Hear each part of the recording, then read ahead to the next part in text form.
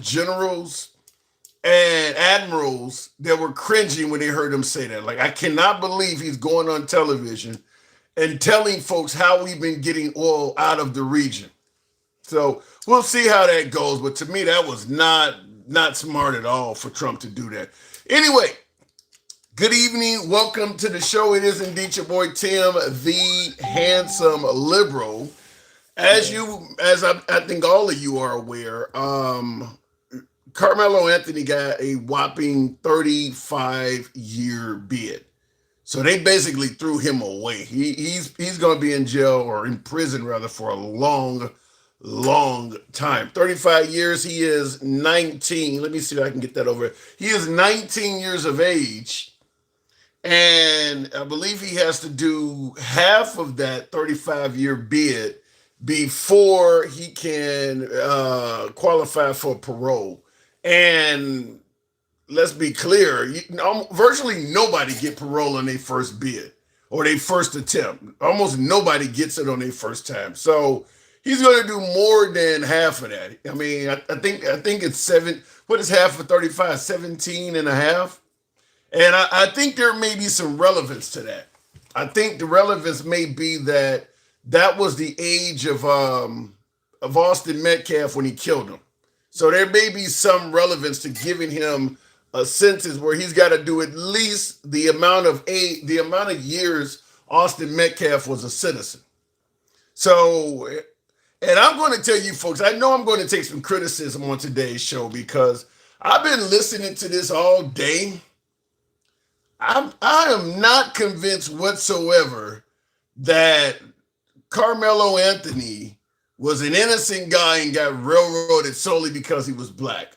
The more I hear this, I don't see it. And I'm going to be hoping I can get a few guests on here that can hang on a second. I don't just threw my damn camera off. But the more I see it, to me, the worse it looks. I just don't see the self-defense angle. So hopefully I can get some of you folks on here and you can help correct that because I'm not seeing it. To me, it appears as if I want to still stand by the manslaughter claim, but it's starting to sound like he sat there.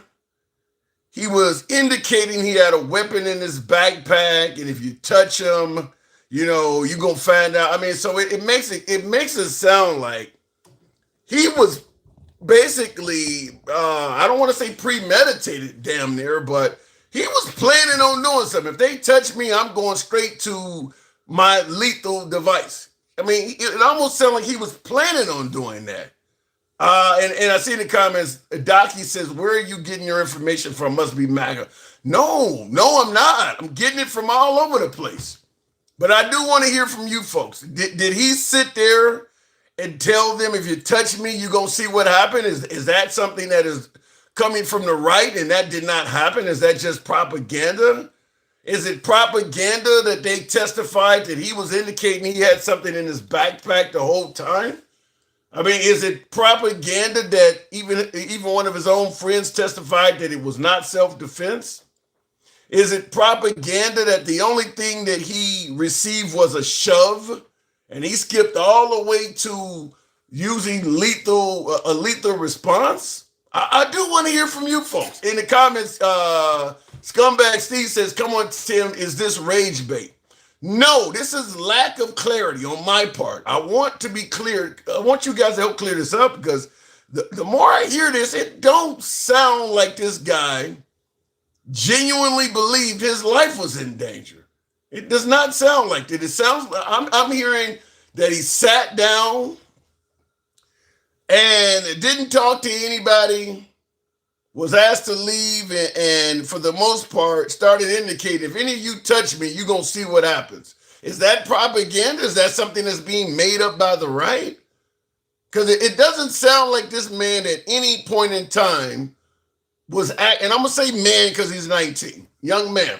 It doesn't sound like this young man at any point in time was behaving as if he thought his life was in danger. It just doesn't sound like it. And then even to the point where they're suggesting that once he stabbed Austin Metcalf, he actually dropped the knife and ran off. So clearly, no one else around him he felt was threatening. Because if I'm dealing with 4 or 5 guys and I think they're all maybe a threat to me, the last thing I'm gonna do is drop my weapon after taking down one of them.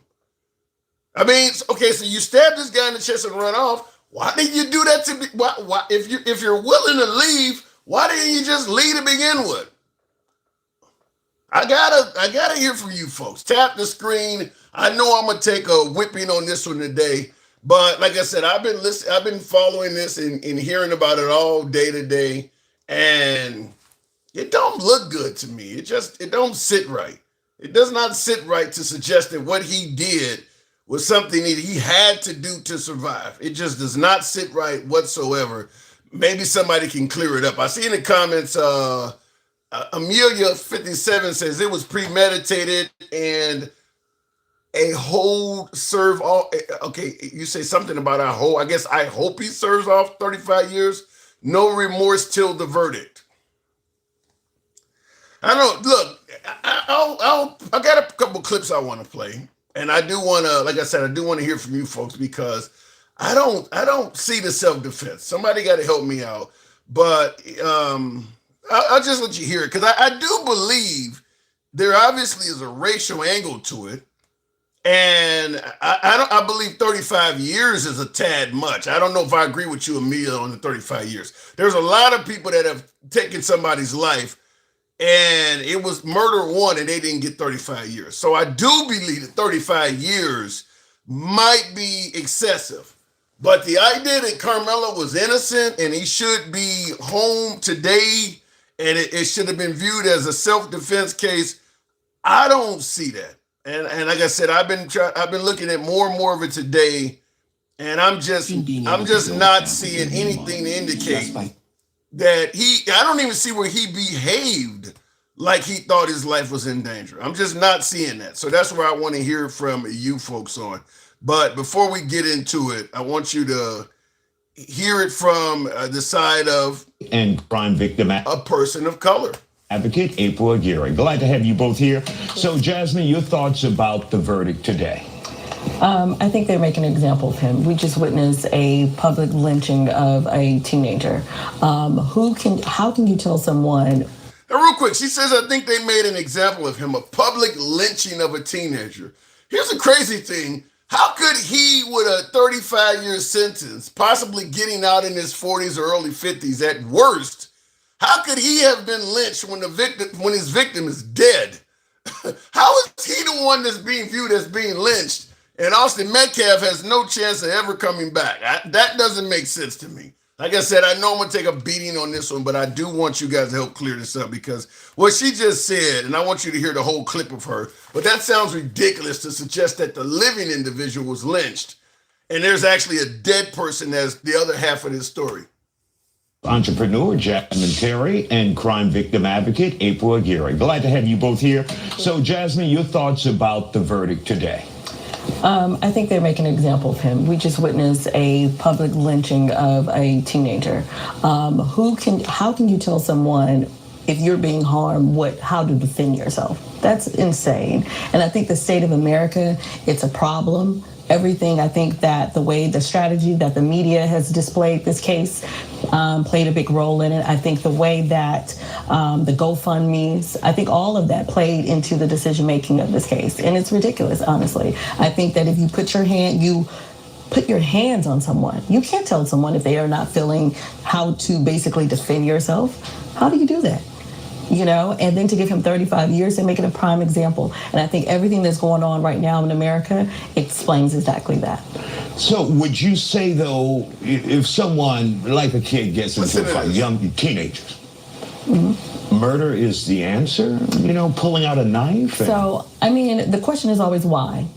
Why does he feel like he needed to have a knife, right? And so you look at, I'm not an attorney, but you look at the history of the victim, right? What has happened? What is the story? What is behind this? What has gone on in order to justify why, not just to justify, but why did he have to have a knife? So all of that needs to play a role into it. And I don't think that it's a problem when you harm someone. Okay, so I want to tackle a few things she said. And tap the screen, get the likes up to 10,000. You know what we do. We take the first caller at 10,000. We are MAGA friendly. Nevertheless, liberals are welcome as well. We don't block, ban, or censor anyone. I'm going to get this monologue out quick because I know this program is going to go sideways. I don't block, ban, or censor anyone. You can be critical of anybody on the program, including yours truly. And I'm sure I'm going to get take a little bit of a spanking today because my opinion on this has gotten worse in regards to Karmelo. I get it. This is a free speech program, though. So you're free to speak, and damn it, so am I. And I'm going to make the case where I don't see this. So I want to be corrected on this. Nevertheless, our comments will go left of Mom Donnie all the way to I'm having dinner with Q. That's how the free speech side of things work. Now, she starts out by saying they made an example of him. I actually agree with her there. 35 years, as I stated, I think that's a bit excessive because there's a lot of folks who have lost their lives in a far more premeditated way where there was no denying it was premeditated. And they didn't get 30 years in prison. I think there's far more people. So to me, I will agree that they made an example of him. But the rest of this stuff, I don't necessarily agree. Now, she says you can't tell somebody how to defend themselves. Yeah, you kind of can. There is a reasonable use of force portion of the law. In other words, if let's say, for instance, I'm in a club or something like that, and I'm asking a girl, why don't you come home with me or something like that? She's significantly smaller than me, definitely not as strong as I am. Why don't you come home with me, baby? No, so I grab her hand, come on. Can she just kill me?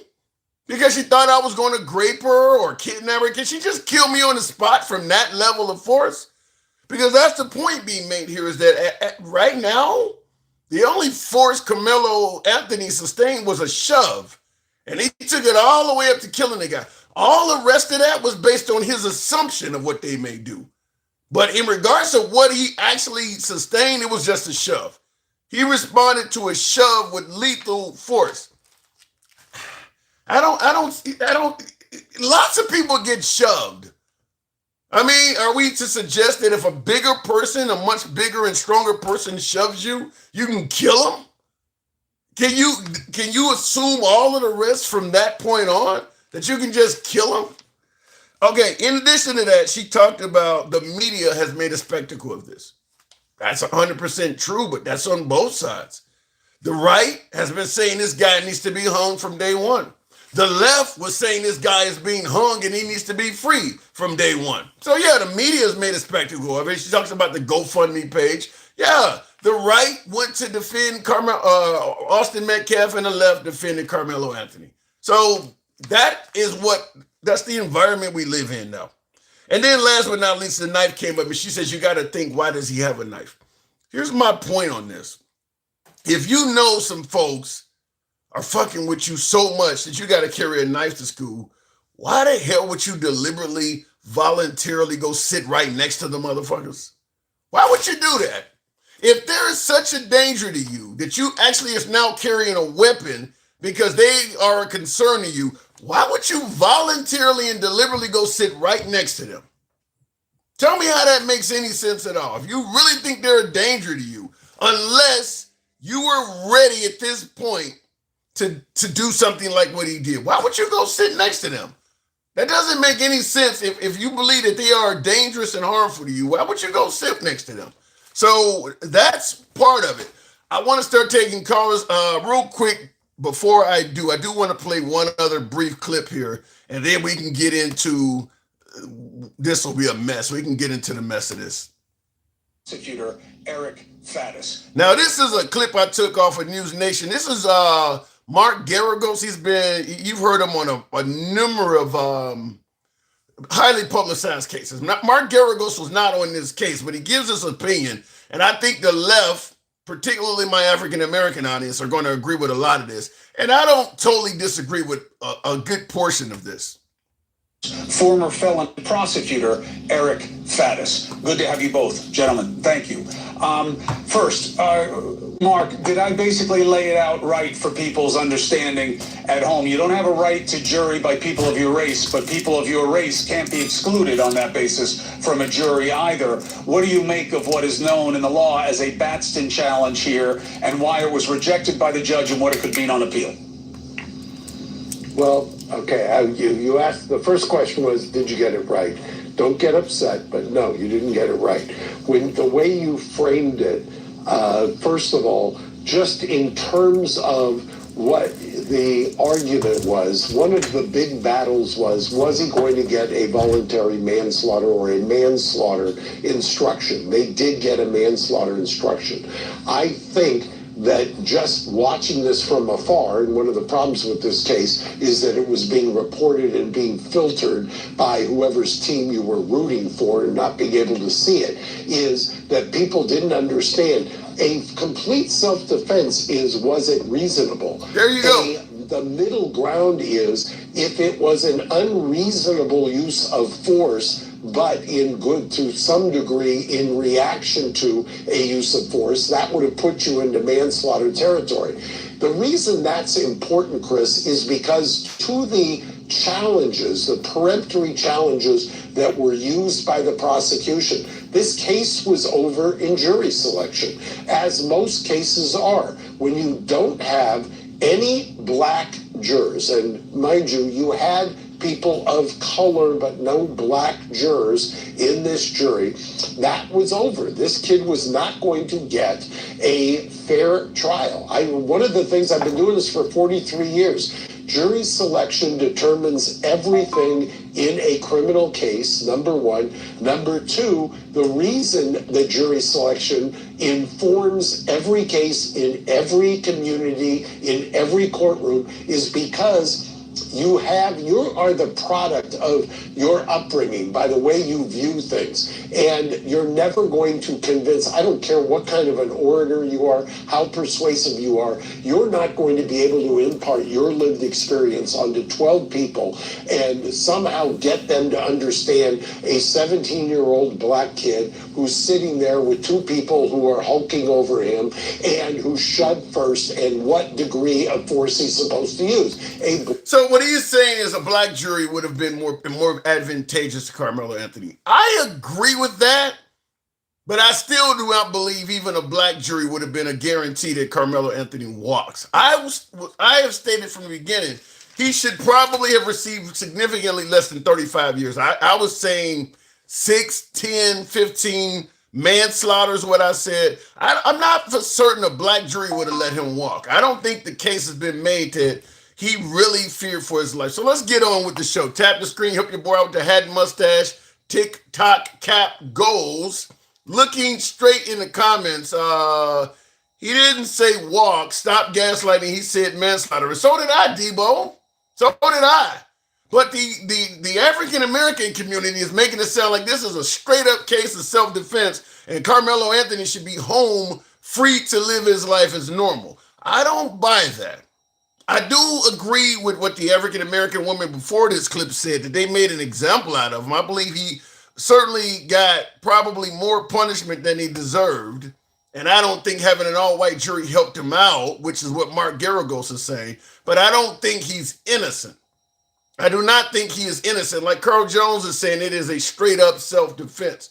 I don't think the case was made. Handsome Conservative says, I know I told you yesterday on at Clapper that they shot down an Apache helicopter and Trump said we were going to retaliate. And we are doing that, but it sounds like it's very measured. Trump doesn't want us to go to war. We'll end up talking about that, but let's get back to Karmelo Anthony. But Trump does not want that. 35 years of institutional racism. Oh, my God. I don't see this. I don't see it, but let me get to the box, tap the screen. We'll go straight to City Indy. Is that what that says? Help people out the head and mustache TikTok capital. Indy, good evening. What's up with you, handsome? I don't know this one is not going to be good, but what am I getting wrong here? You sound like you're getting everything wrong, man. Sound like you're getting everything wrong. Okay, let's take it from the top. Okay, help me out. Well, first of all, do you remember Zimmerman? Right. Okay, wait, hold on. Let me just say this first of all. If just because the justice system has not worked well for African Americans in the past, are we saying this guy actually committed an act of self-defense, or are we just like what O.J. Simpson said? Well, you guys got away with one, we need to get away with one also. That's what because the justice system has been really unfair to black people. So if we want to just even the score out a little bit, Come out and say that. It's not about it's not about even the score. It's about seeing what happened in the light that it happened. Not have been in no situation like that if they wasn't the aggressors. He wouldn't have been in that situation if they would have left him alone and let him stay under that tent till the rain went away. This whole day wouldn't have never took place. But what they decided to do was harassing, threatening. Okay, you're saying, okay, hold on. You're saying they. What other than Austin Metcalf, is there any evidence to suggest that anybody else did anything to him at all? No, it's not about who done something to him. It's about the aggression that was brought his way. Right. Who else was aggressive to him? What else was? I gathered, it was the other brother was with him. Okay. The other brother was with him, and 2 other kids were with him. Right, but with if I'm out with 3 or 4 other dudes, and one of my idiots one of my friends is an idiot, he don't have too much to drink, and he goes around fucking with people. Does that person that he's fucking with get to assume that all of us are going to jump? I mean, if ain't none of us doing nothing, you can't just assume everybody with the guy. You can assume if you with 4 other guys. Come on, handsome. You can't assume. You got to come from where I come from. Okay. You can't assume. You can't assume if you are aggressive and you got 3 other guys with you and ain't nobody saying leave him alone. Man, we ain't doing this right now. They all just sitting there watching, seeing what takes place. Then you have to assume all these guys are thinking the same way this guy's thinking. So in other words, if one idiot in a car does something with law enforcement, does law enforcement get to assume that everybody in the car is going to fuck up and do all of them the same? Don't they do that? No, they don't do that. If they get caught doing that, you can get huge settlements and shit. You can't automatically assume. The settlement don't come out of their pockets. They don't care. Well, but we do say that's wrong when they do that, right?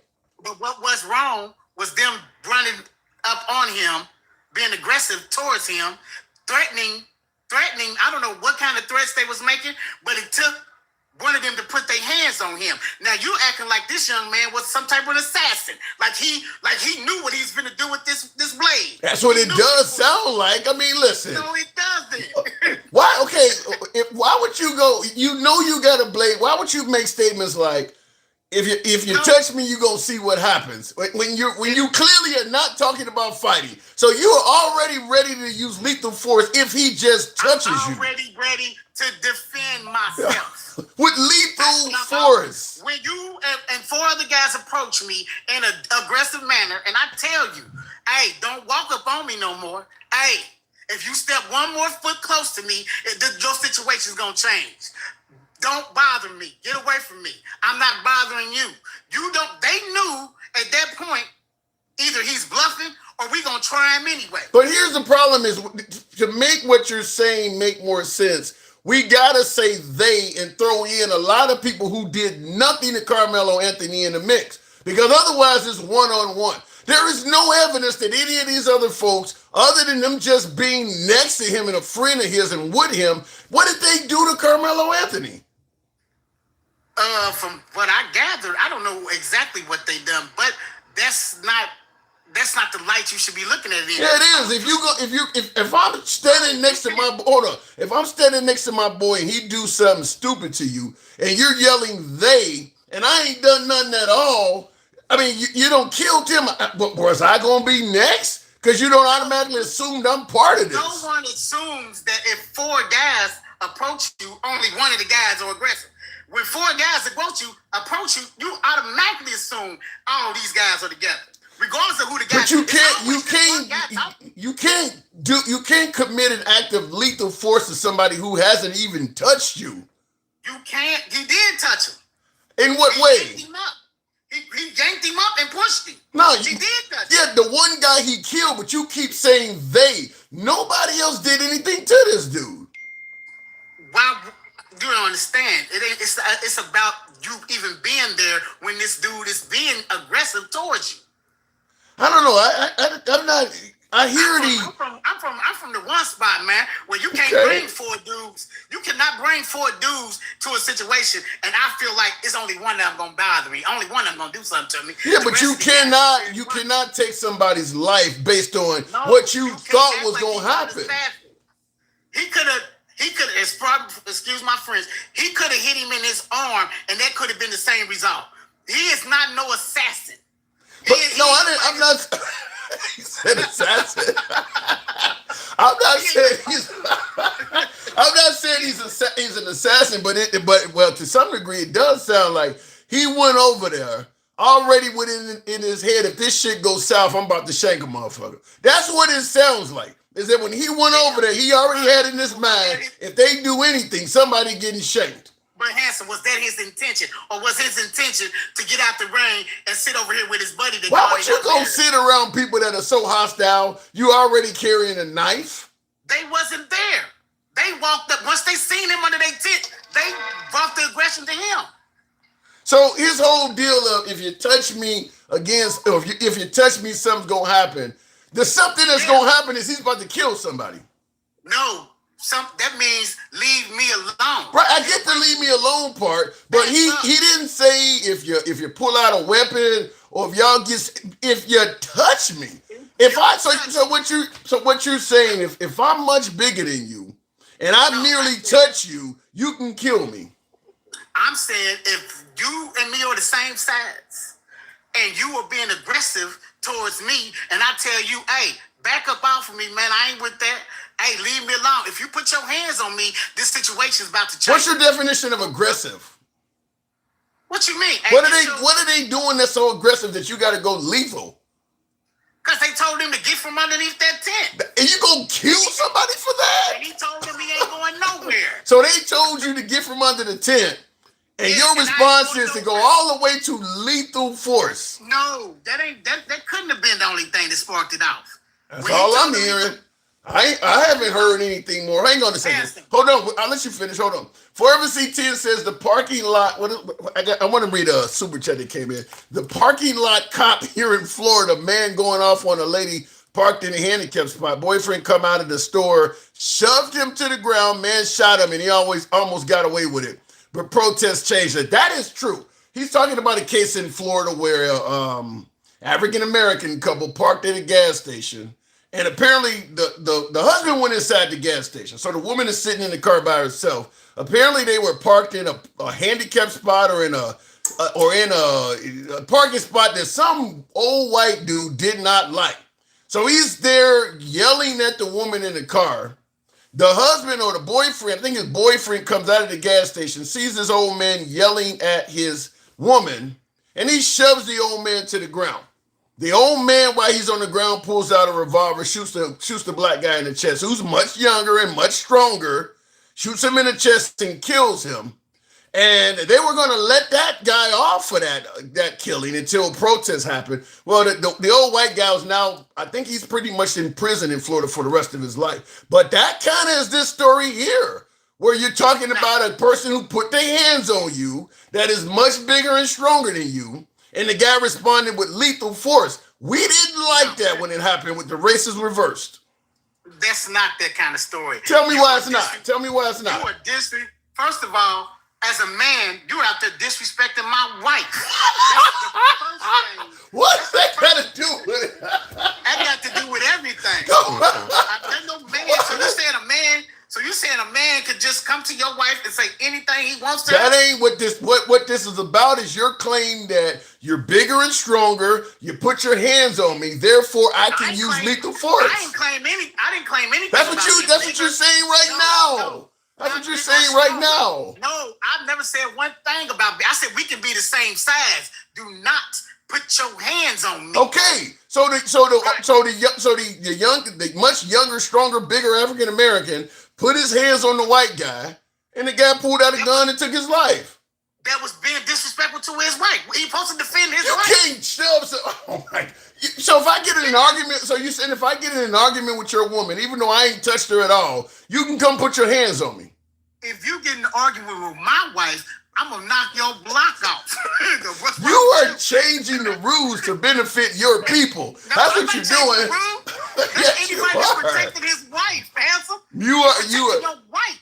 You are literally you're moving the goalpost to make you can't. You moving it. No, you can't put your. So if anybody gets in an argument with your woman, you're saying you can hurt the guy just from an argument, words. just from words. Yes. You can't. It's my duty. It's my duty to protect my wife. I thought you about to say it's your duty to. I thought you about to say it's your duty to protect that booty. No, you can't. You can't put your hands on somebody from an argument. Hey, that's a how can I say it? That's an excuse, is how you say it. That's the sacrifice I'm willing to make in any situation. You cannot say anything, be disrespectful towards my wife. I'm putting my land on the line for mine. What's wrong with you? What I'm hearing is, just like when people call African Americans the N-word, and we get violent, and everybody says, okay, to me it sounds like, and I'm going to take a beating for this one too, but it sounds like we're defending violent African Americans and not accepting it from white people. No, we're not offended. You can't hit somebody over words. It wasn't words, sir. It was you. He grabbed this young man. Arguing with a you just stated that if somebody is arguing with your wife, those are just words. You've already stated that it would be okay to be violent with that person. That's my wife. This is a doesn't matter. It's words. It's still words. You cannot. So you saying this, handsome? If you came out that grocery store, not necessarily your wife, and there's a man over there disrespecting, yelling, arguing with your mama, you just gonna let it ride? No, I'm not saying I may not do something, but I'm not going to. Hold on. I'm not saying I may not do something like you, but I'm not going to pretend like it's legal. It's a crime. What you gonna do, though? It's a crime. What you gonna do? Depends on what's being said. It's a crime, though. I can tell you everything the white man gonna say to your mama. You want to hear it? No, I don't want it. But she's deceased and cremated. I don't want. But the point I'm making is, it's one thing to do something to defend the honor of your woman or your mom or whatever. It's another thing to try to say what you did was legal. Just like hitting somebody because they use the N-word. I understand that every day of the week, twice on Sunday. But it's not legal. It's not legal to do that. You can't do nothing to nobody that calls you the N-word. I totally agree with that. But what you can do, if he called you the N-word and snatched you up, that's a different conversation. Right. Just like this one. But when I bring up the case of the African American that shoved a much older man, suddenly you're trying to defend that, even though the guy didn't put his hands on anybody. The African American male comes out the store, shoves this guy to the ground, and then the man uses lethal force just like Karmelo Anthony. It's just because it's a white guy now doing it. None of the African Americans like it. I never knew about it being. I could care less about it being a white guy. You were disrespecting my wife. That's the point. Okay. Can you imagine going home and your wife is sitting there like, you don't say nothing to me. You let that man talk to me any old kind of way. Now I understand what you're saying 100%, but it's like I said, it's a difference between doing something to protect the honor of somebody and referring to it as legal. It's still illegal to do that. I 100% understand it. That's like with the N-word. Somebody called the N-word. I understand totally why you would beat the shit out of them. But it is not legal to do that. It's not legal to be the aggressor. That's the problem. It's not legal to be the aggressor. So in other words, we had no right. At that point, that man that shoved down was the aggressor. He was threatening that man's wife. He's the aggressor. That's not an aggressor. It's your duty to protect your wife. No. What the old man did is very similar to what Karmelo Anthony did. If you're going to say it's okay to protect your wife, then it's okay for Austin Metcalf to protect the bench or the tent they're sitting under. It's not. No, it's not. That is not the same thing. Neither one of them are legal. Neither one of those scenarios are legal. You just agree with one more than the other, but neither one. Just like it ain't his legal right to protect who sits under a tent. You can't shove somebody to the ground, an old man, because he got in an argument with your wife. You can't do that. And you can't put your hands on a guy who's refusing to leave underneath a tent. Right. You can't do that. So in other words, you're defending Karmelo Anthony, and you're defending the old white guy that shot the African American to death. I'm defending the man that protected his wife, and I'm defending Karmelo. You defending the African American race. That's what you're doing. No, it's not. It's not about. Yes, it's not about. If it was an African American disrespecting a Caucasian white woman, and that was the result, You gotta protect your Let wife. me ask you one question before I gotta move it on for you for time, but let me ask you this last question. I'm gonna pull a Matthew McConaughey, A Time to Kill. You know where he says, "Close your eyes." Imagine Austin Metcalf is your son. He don't done something stupid with his friends in school, and he don't put his hands on somebody, and they killed him. Would you agree that that individual had the right to kill your son? I don't agree. No one has the right. Would you want him to do any time at all for what happened? I would agree to disagree with your questioning because I would have raised my son. I would have raised my son not to be a bully and harass other people. My son wouldn't have done that. Good old Matthew McConaughey works every time. I gotta move it on. I appreciate you coming through. Good talk. All right, Thank you. And that's the point I made. Somebody actually told me to ask it that way. What would you do if it was your son? If Austin Metcalf was your son? Our kids do dumb shit all the time. You got a lot of African American children that go out and do something stupid. Maybe let's take the 14-year-old that child fucking shot in the back and should be in prison for. But the kid was in there goofing around, and there's no way in hell you would believe that child should be able to shoot your son in the back. My guess is I don't think a lot of African Americans, if Austin Metcalf was their son, would be like Karmelo Anthony had to defend himself. I think it would change once it became their child. Tap the screen, get the likes on up to 20,000, if you will. Karmelo isn't innocent in this mess, says Bama Landscaper. I don't think he is either. Based on what I've heard, I think we're trying to throw in a lot more aggressors, a lot more parties to make Karmelo Anthony's case of self-defense stronger. But there's no evidence that anybody else was doing anything. There's no evidence that anybody else was really posing a significant threat to the guy because he stabbed the dude and took off running. So clearly you could get away. You just stayed long enough to shank somebody. You absolutely had a way out. He shanked him, dropped the knife, and ran off. All you had to do was just leave before the shanky. All of this is over a shove. Tim, there's a lot of injustice against black people in America, but the media focusing on this is hurting the cause. This is a bad hill to die on. Facts. I agree with that 100%. I do believe there's plenty of African Americans that get mistreated by the justice system. The child 14-year-old case is a perfect example of that. That should be the hill you're dying on, not this one. Not this one. I think that Karmelo Anthony made a lot of bad decisions putting him where he's at. He wasn't, I just don't see anyone.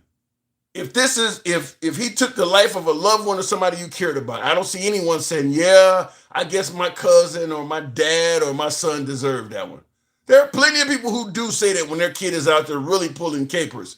What Austin Metcalf did was not pulling a caper to that level. Help your boy out with the hat and mustache, tick-tock cap goes. I understand this is not that kind of show, but this is about free speech. This is how free speech works sometimes. You're going to hear shit you don't agree with. That's where you come in. I bring you up.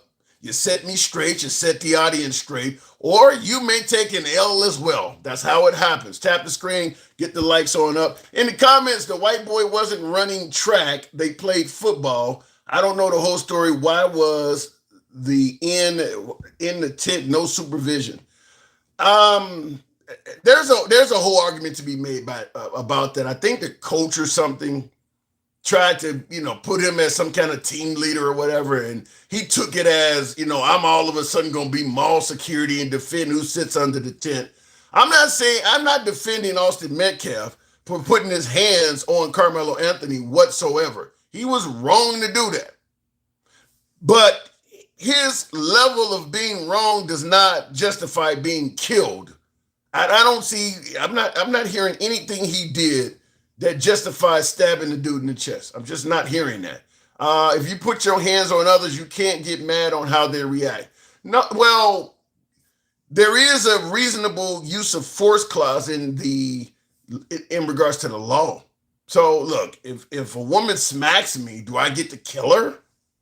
No, you have to have a reasonable use of force. You can't respond. They always say don't bring a gun to a fist fight or something like that.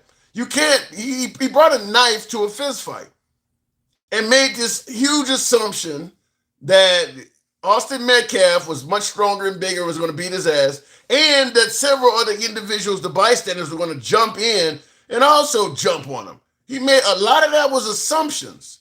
He made an assumption that he was going to be taking on 4 dudes at once that all wanted to beat him to a pulp for simply sitting under a tent. There's no evidence to suggest they were going to do that to him. That's just an assumption he made, as they were all going to go American History X on him. He took the life of Austin Metcalf so quickly, there's no way to ever be able to justify what he's talking about. He just assumed all of this was going to happen. Tap the screen, get the likes on up. Looking in the comments here real quick. But if he waited, they could have beat him to death.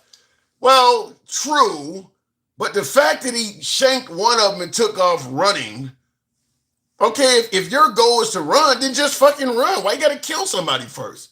It ain't like he was gonna stay there and become Crocodile Dundee, that here's a knife, It ain't like he was really interested in staying there and defending himself. One guy touches him, he kills the guy and takes off running. So he ain't really trying to defend himself. He made it clear, if you touch me, you gonna see what happened. He got touched, he shanked somebody and left. He was not trying to really defend himself. He was trying to deliver a message, in my opinion. Thank you for the hat and mustache there. What does that say? Chess knockers, or whatever the last part of that is. Appreciate that. Thank you for your support. I don't expect a lot of it for a show like this today. Oh, well, hope it was worth it. He'll be eating, sleeping, bathing, and waking up in a cage for the rest of his life. I don't think he'll be in jail for the rest of his life, platinum player. I don't think he will. He's so young. Unless he is really an awful inmate, he'll get out. He's in there at a very, very young age. He doesn't have a criminal history other than this incident. So, I mean, I think after the 17 years, no, he'll probably get denied for, what is it? You go up for parole hearing. You ever seen Shawshank? And by the time Morgan Freeman was like, fuck it, you don't even have to let me out no more. Then they let him out. It's just on GP, they usually deny you the first few times. So he is 19. So 19 plus 18 basically makes what, 37. I'd say by 45, he'll be out. That's still insane to think of that for a 19-year-old. But he'll be out before he's my age. Unless he does, commits acts of violence and does stuff while he's in there, he'll be out. He's not going to spend the rest of his life in prison. Tap the screen. We'll go back to the box. We'll go to Vibes Corner. Good evening, Vibes. He will be taken care of. I'm not taking Vibes. He'll be taken care of in there, and we will make sure he has money on his books. Well, if you put money on his books, okay, you got an echo there, Vibes.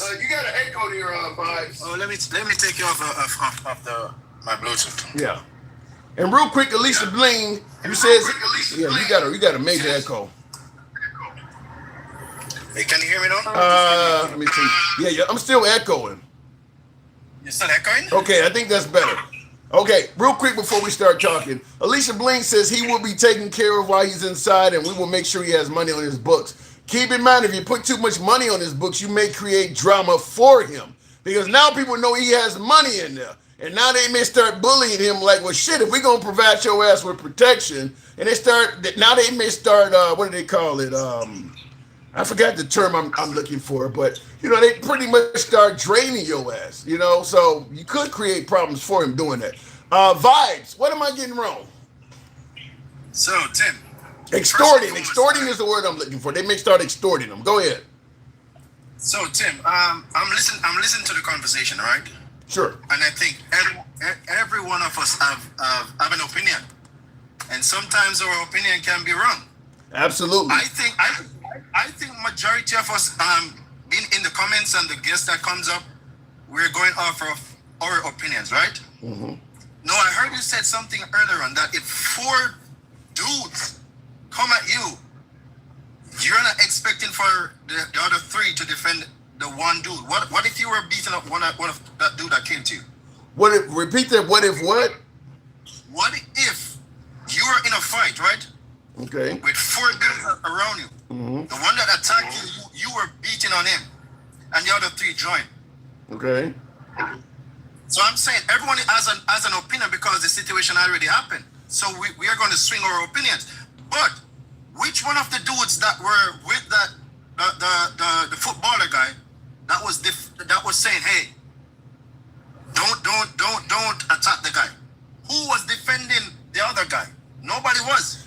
No, nobody was defending them, but I'm also hearing that one of Carmelo Anthony's friends testified that it was not self-defense, that he made it clear he had something in his backpack, and folks are like, you ain't got nothing in there. So, I mean, he made it clear he was not interested in getting in a fist fight. He was about to pull out something lethal if anything went down. He was going to start out in lethal mode. But Tim, we have to be realistic, right? All of us went to schools, right? And I'm telling you, the use of peer pressure in school, Tim, you know how that go, right? Okay. You may not have that intention to fight, but I'm telling you, these guys pushing you. Wow, but hold on. Wow, if you know you got drama with folks, and you got to the point where you got to carry a knife. He's not carrying a knife for no reason at all. I'm assuming that maybe he has some problems at school or something. There's got to be some reason why everybody else ain't carrying a knife. Why would you go go ahead? So Tim, why is it that the victimizer likes to pay the victim? I don't know who the victim is in this case. Well, who approached a kid? I'm not defending a kid. 2 wrong doesn't make a right, Tim. 2 wrong doesn't make a right. So you could have 2 victims. You could actually have 2 victims and 2 suspects. I mean, because keep in mind, if Austin Metcalf was alive, he would be guilty of assault. He put his hands on him. That's the thing, Tim. He's not here to give his detail. No, they killed him. He's not here. So what's the point? What is your point? I don't get what you're saying. Are you saying that by shoving somebody, that shove alone justifies you killing them? No, Tim. Tim, you're misunderstanding.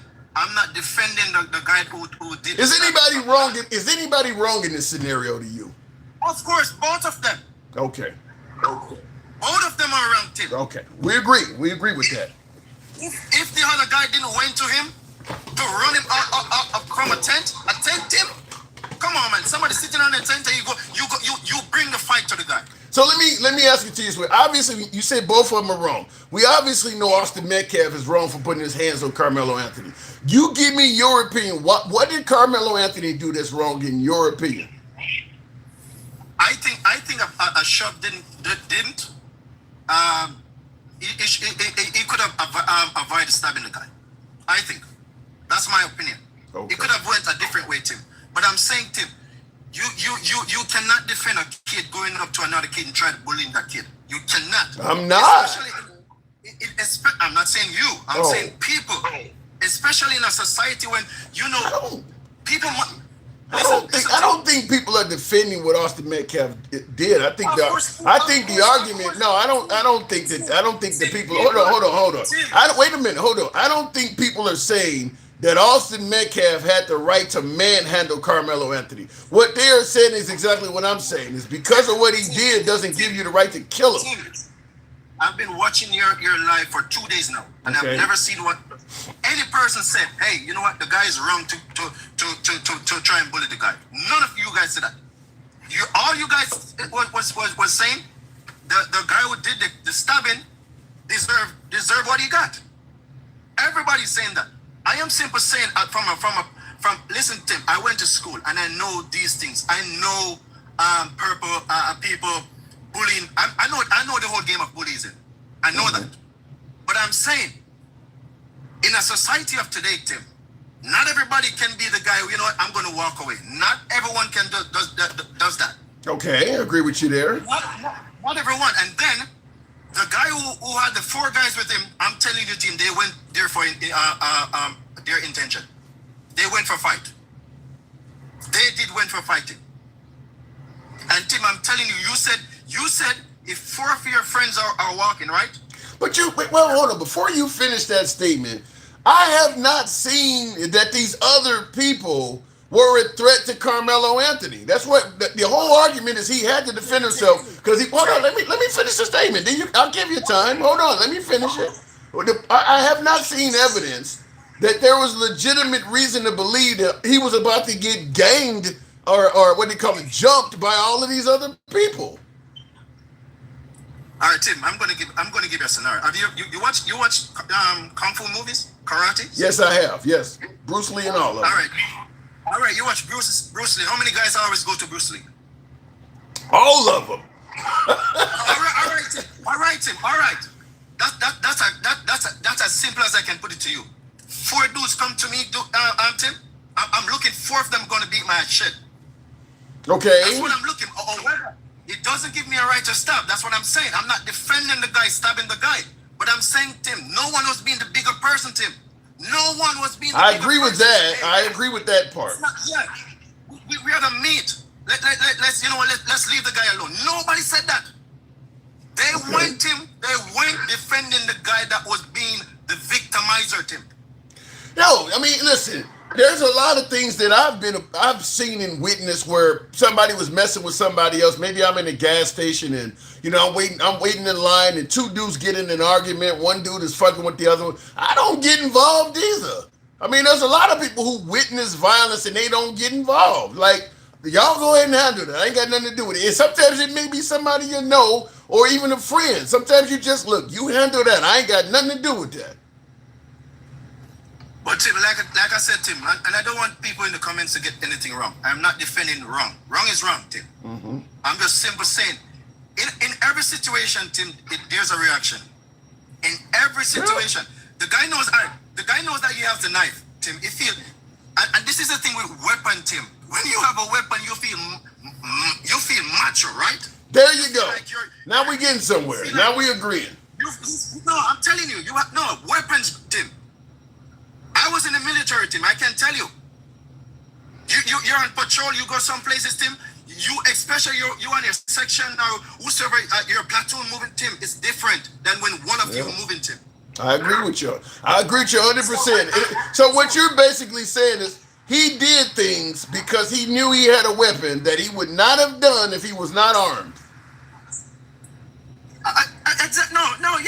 Yeah. I mean, yes, that was a part of it. He had the weapon, and he know he has the weapon. Yep. He know he could defend himself. But I'm saying, Tim, I'm not defending the guy. It could have went a different way, Tim. If the victimizer, I just leave that guy alone, Tim. I'm telling you. I agree with that. Today, Tim, he would have been here today, Tim. If one of the friends, that's why I'm saying, Tim. I talk to my kids. Any friends you have, Tim, that keep pushing you for the negative, that's not friends, bro. True. You in a crew, you have to be a leader, Tim. Let me ask you this: if you're on the jury, do you think he should walk or do you think he should do some time? Maybe not 35 years. What do you think should happen to him? Tim, as I said, based on looking on the case, Tim, I wouldn't have given him life. What would you give him? He's guilty. He's guilty. So what? Okay, he's guilty of probably manslaughter in your opinion. I agree with that. How many years you think he should get?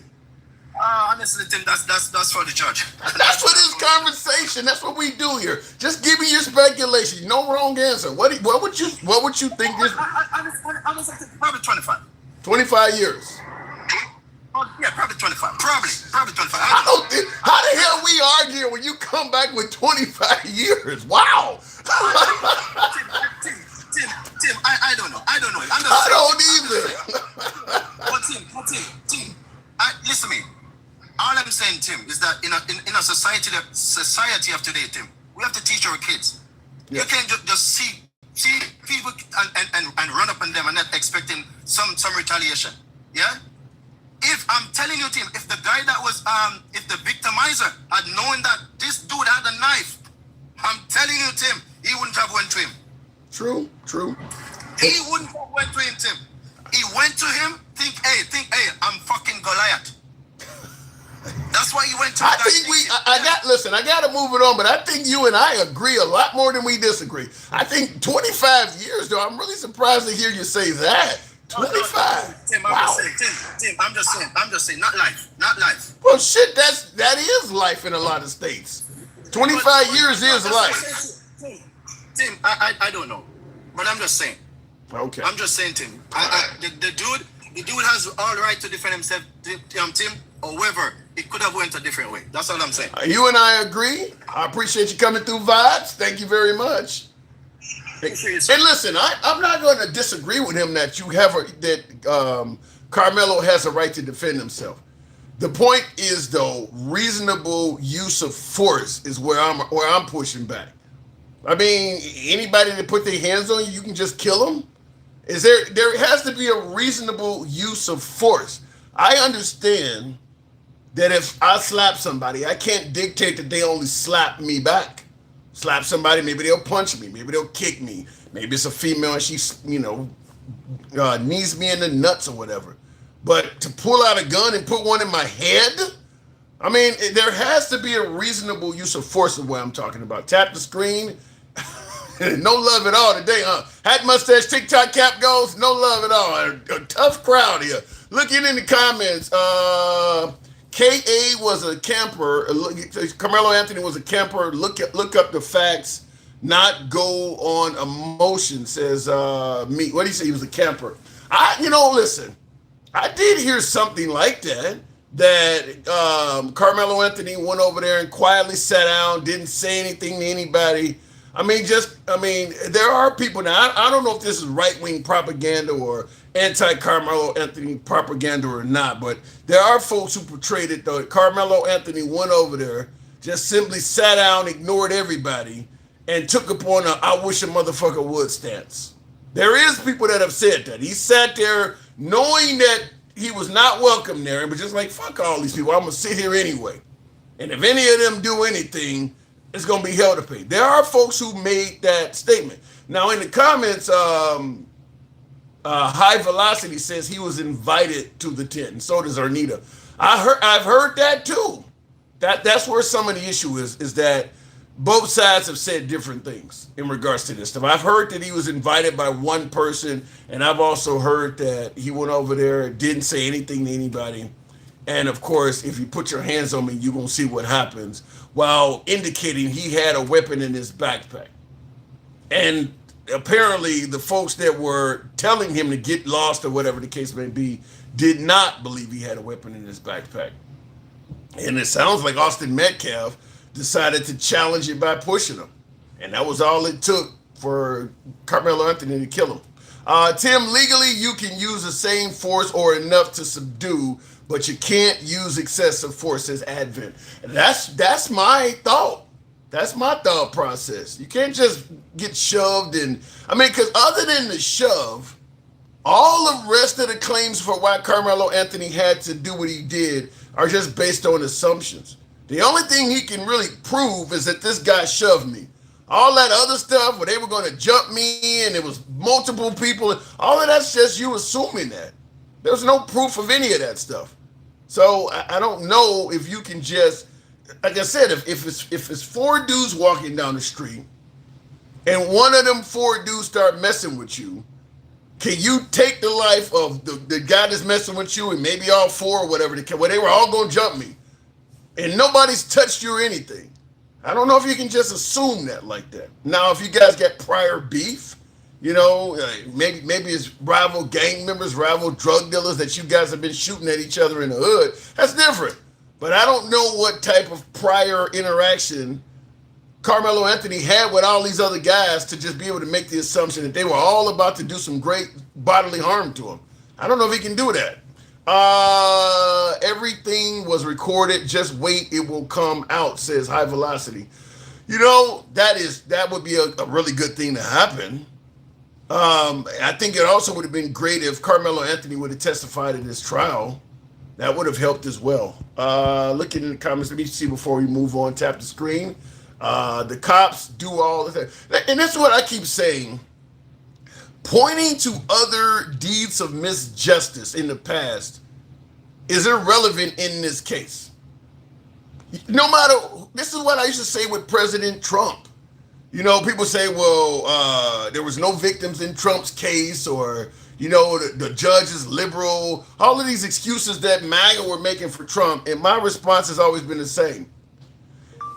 Every crime that anyone couldn't commit, there's somebody else in the past that done it and got away with it. That has nothing to do with you and your case. That's what they were doing with Trump. Well, such and such did the same thing and he didn't get punished. That has nothing to do with your case. So when it comes to Karmelo Anthony, Austin Metcalf, bringing up George Zimmerman or Chow or any of these other, that has nothing to do with this case. Nothing to do with it at all. Bringing up other judges that didn't do their job or racist juries, that has nothing to do with this case. Simple as that. The judge was MAGA, says MR. Probably so. Probably so. But that just sounds like Trump claiming every judge that rules against him is a liberal. You don't get to dictate the politics of the judge. This is a lot of the stuff you guys are saying in this case sound like the same whining complaints that Trump make all the time. Well, there was no victims, or you overpunished me, or this is the same shit. Tap the screen, get the lights on up to 50,000. No, that's not how it works. That's how they litigate cases. No, they don't. Not like that. You're going to tell me if you're in, where was Austin? If you're in Texas, you're going to tell me that you're going to bring up a case in Florida to try to sway the judge in Texas? That ain't. I get what you're talking about, how stuff has been litigated, but that ain't going to work like that. That you ain't going to be able to bring up George Zimmerman or Chow to somehow get Karmelo Anthony off, because the cases have a lot of differences to them. I mean, the kid that Chow killed versus Karmelo Anthony, who's in the process of being a killer himself, I don't see the reference. I'm sorry if I'm in charge for unaliving someone, I'm going on the stand. Like, you don't get to dictate how someone fights back, right, Tim? No, you don't, but the courts do. And the courts do. And by the way, like I said, if somebody slaps you and you punch them back, no, they don't get to, well, I only slapped you, you can't punch me, that's one thing. But you don't get to pull out a 357 and blow them bloody brains out. Well, he slapped me, so I got the right to. There is a proportion of force. You can only go so far with this shit. And I wasn't on the jury, so I don't have an opinion. Yeah, that would be a dumb idea, but then in this other state, Your Honor, yeah. Same liberal defending Karmelo would disagree if their child was in Austin. And I agree with that 100%. I don't think any of the folks defending Karmelo Anthony would be favorable to what happened if their child was Austin Metcalf. I think all of us, if your child was Austin Metcalf and he done something as irresponsible as told somebody they can't sit somewhere, used his size and prowess to push the guy, you still would not agree that your child deserved to lose his life behind that. I don't think any of the Karmelo Anthony defenders would be like, yeah, my kid was in the wrong. I think all of us would want time for the person that took our child's life if we were in a position of Austin Metcalf's parents. He will be messed up for life. I've never met someone who did more than 20 straight years not to be screwed up after prison. Probably so. I would say that that's far more likely than not. I absolutely would say that. That's far more likely than not. Even 10 years can do that. What happens when you warn someone you have a firearm and they still attack you? You still can go overboard. I mean, like I said, if a kid is in your store still in a bag of potato chips, and you tell him and you pull up a Glock and show him we don't do that here, and he ignore you, you can't just pop him. Think about how many people ignore the damn cops when the cops got him at gunpoint. We don't say, well, it's okay for the cop to shoot the guy. Freeze, don't move, and the guy takes off running. We don't support the cop shooting the dude. You know, just because you warn somebody don't mean you can use deadly force on them. If the force ain't justified, you can't use it despite the warning. Big things. Thank you for the hat and mustache. I appreciate the support. Going back to the box, we'll make it happen with High Velocity. Good evening, High Velocity. He put his hands on him. Yeah, he pushed him. So he's dead now. And we're trying to say that's justified. High Velocity. With a name like that, I'm assuming you're going to shoot the hell out of me. Man. Yeah. You know I'm coming in on some shit. Talk to me. What am I getting wrong? Now, I'm going to tell you what you're getting wrong. Sure. Now, first of all, I'm going to break this shit down to you because I used to be a known criminal. And I retired as a criminal. I didn't know they had a retirement plan for criminals. When we talking about intent, okay. Everybody in the chat, all these motherfucking racist folks making it seem like that this kid woke up out of his sleep with them white boys on his mind. Okay, I'm gonna pull this shit, I'm gonna grab this knife. Yeah, I'm gonna go out here and these motherfuckers fuck with me.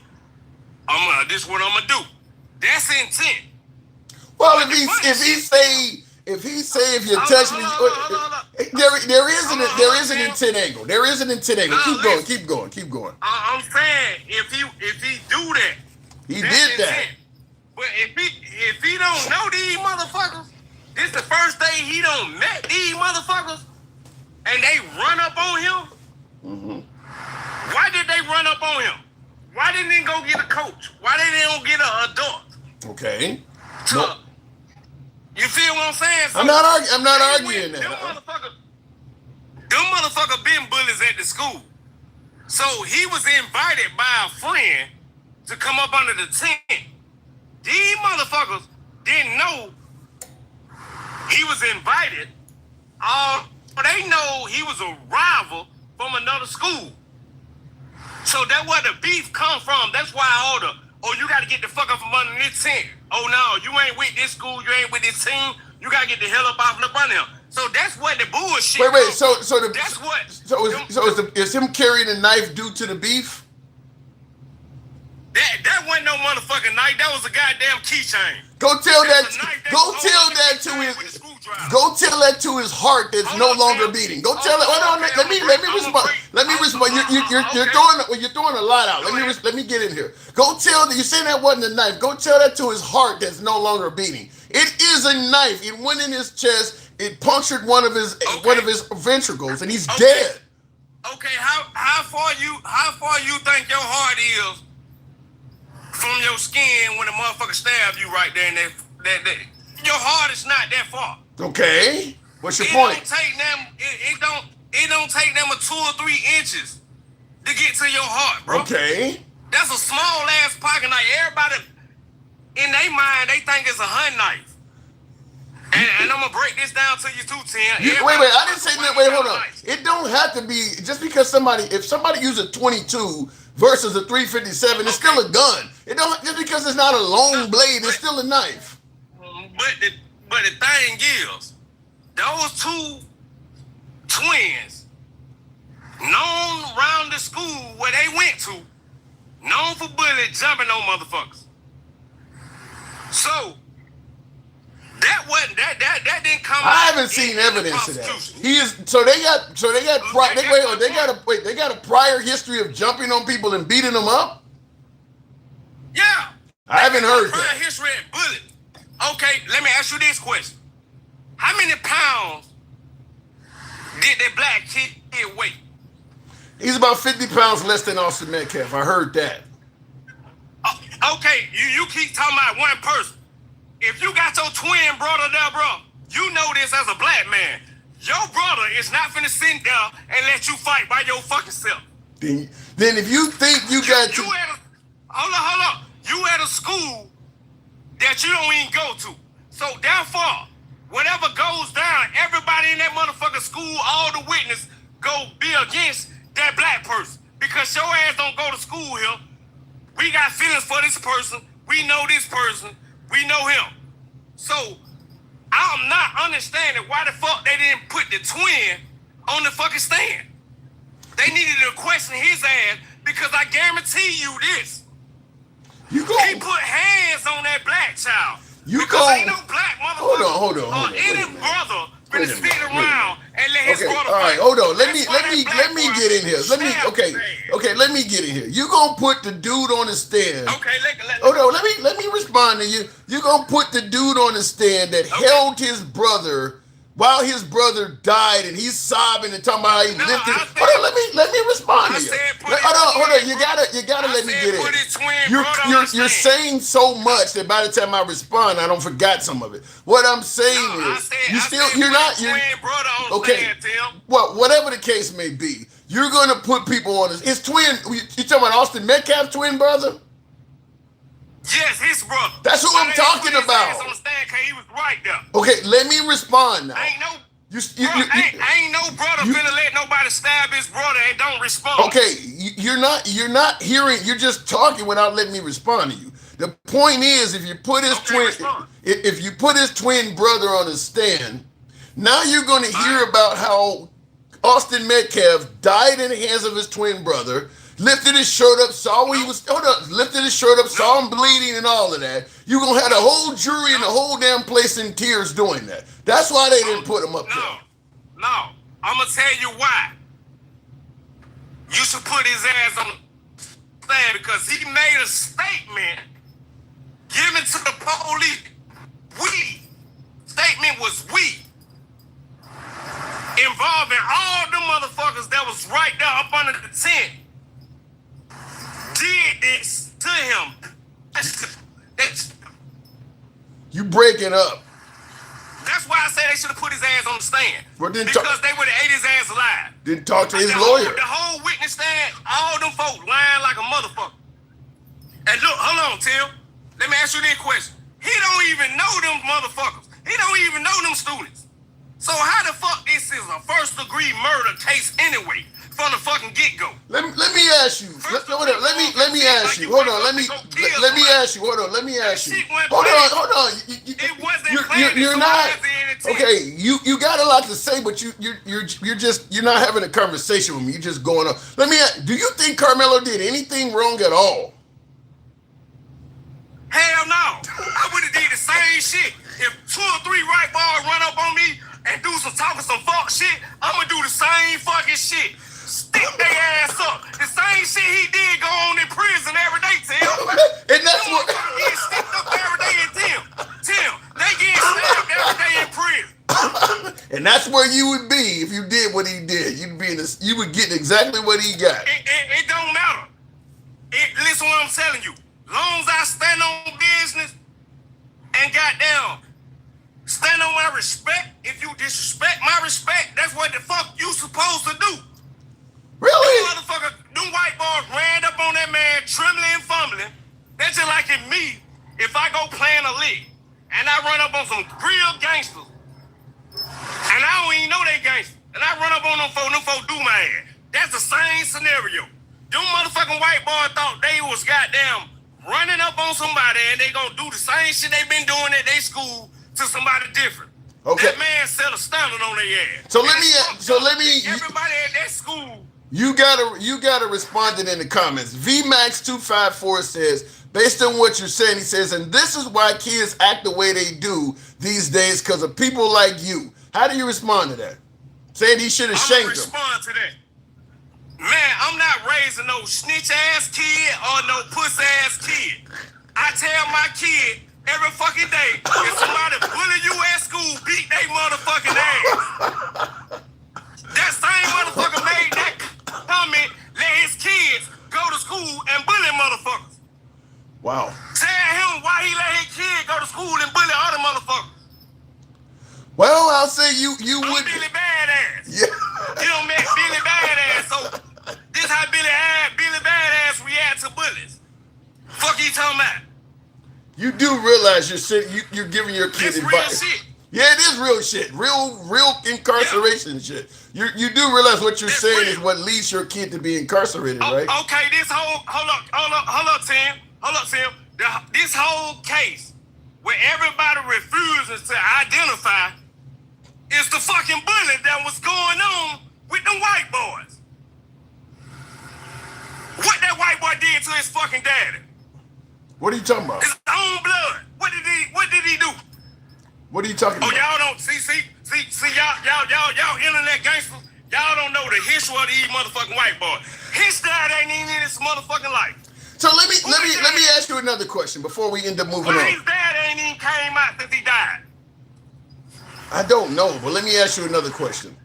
Oh, you don't know. No, I don't know. So I mean, there's a lot of hold on. There's a lot of shit that hold on. There's a lot of shit that happened to us and our daddies don't show up. What are you getting at?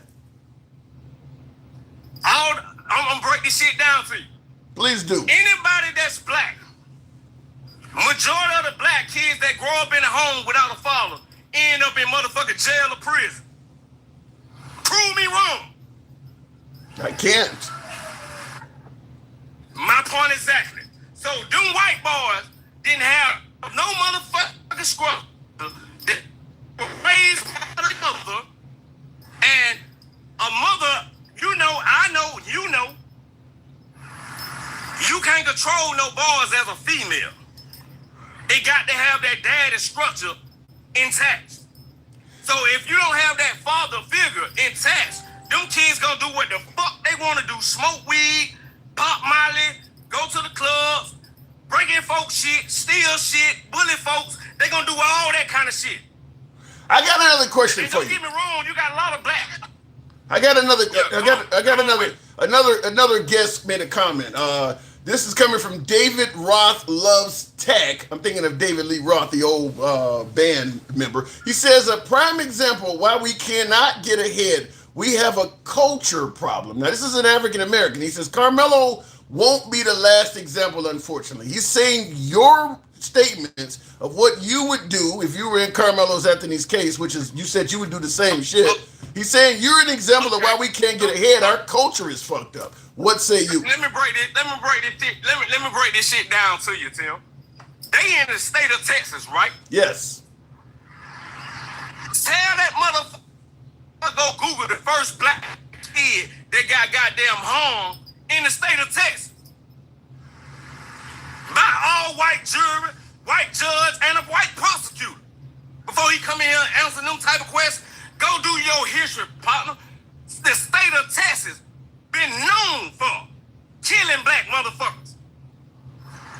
If that child was 18 years old, if he put it like this, if he was 17 and a half, going on 18, they wouldn't have gave him no 35 years. They would have gave his ass a death penalty, bro. That's what a lot of y'all motherfuckers don't understand out in this world. Texas fucked up when it comes to black culture, when it comes to black African Americans. Texas is fucked up. You can go do an armed robbery in Texas and get a fucking life sentence. You'll never come home. You know how many motherfuckers locked up down there in Texas for petty crimes? Yeah. I don't disagree with that. Doing 20, 30 years for petty crimes. That part I don't disagree with. Well, armed robbery is not a petty crime, though. I got to move it on, though. A lot of passion. We don't know. Hey, look. Real quick. Armed robbery, what you want. I can go in the bank and write a note. That's armed robbery. Okay. You're defending people that are robbing folks. Because I wrote a note. You're trying to defend folks that are committing robberies. Think about what you're doing. Damn right. Hold on, Tim. Then them folk burned down Black Wall Street. What does that got to do with folks created, they had their own money. That was in motherfucker burn down that shit. That was in 1920. That was in 1920. Yeah, I'm gonna speak fast, man. Then they rebuilt it. It was in 1920. You're robbing people 100 years later? Okay. I gotta go. I do gotta go. They've been robbing up for how many years? They've been robbing up for how many years, Tim? So what are you? That shit, how many years they been robbing black folks? So what are you doing? Getting revenge? How many years they been blocked? So what are you doing? Getting revenge? No, I'm not talking about me. I'm not talking about me getting revenge. I'm just speaking in general. You're defending revenge. Donald Trump robbing y'all ass. Y'all ain't saying that. All right, I gotta go. Y'all ass blind. High Velocity, you lived up to your name. You're always welcome back on the show. A lot of passion. We don't agree, but you're always welcome back. Good talk. Good talk. Appreciate it. I appreciate it, Tim. Anytime. High Velocity, folks. He definitely was firing a lot of shots. I don't agree with some of that. I don't agree with a lot of that. But listen, there were folks in the comments that did agree with some of it. Such as the point when he said he would tell his kids, if you were in Karmelo Anthony's case, do the same thing. I don't favor that. I think that's only going to just increase the amount of incarcerated by doing that. I think there are so many other options Karmelo Anthony could have taken than the one he took. He literally took the worst option available to him. I bet you, and maybe I'm wrong here, you guys can let me know this in the comments. You know, this is free speech. You can be critical of me, criticize me anyway. You know how I do it. It's all about free speech.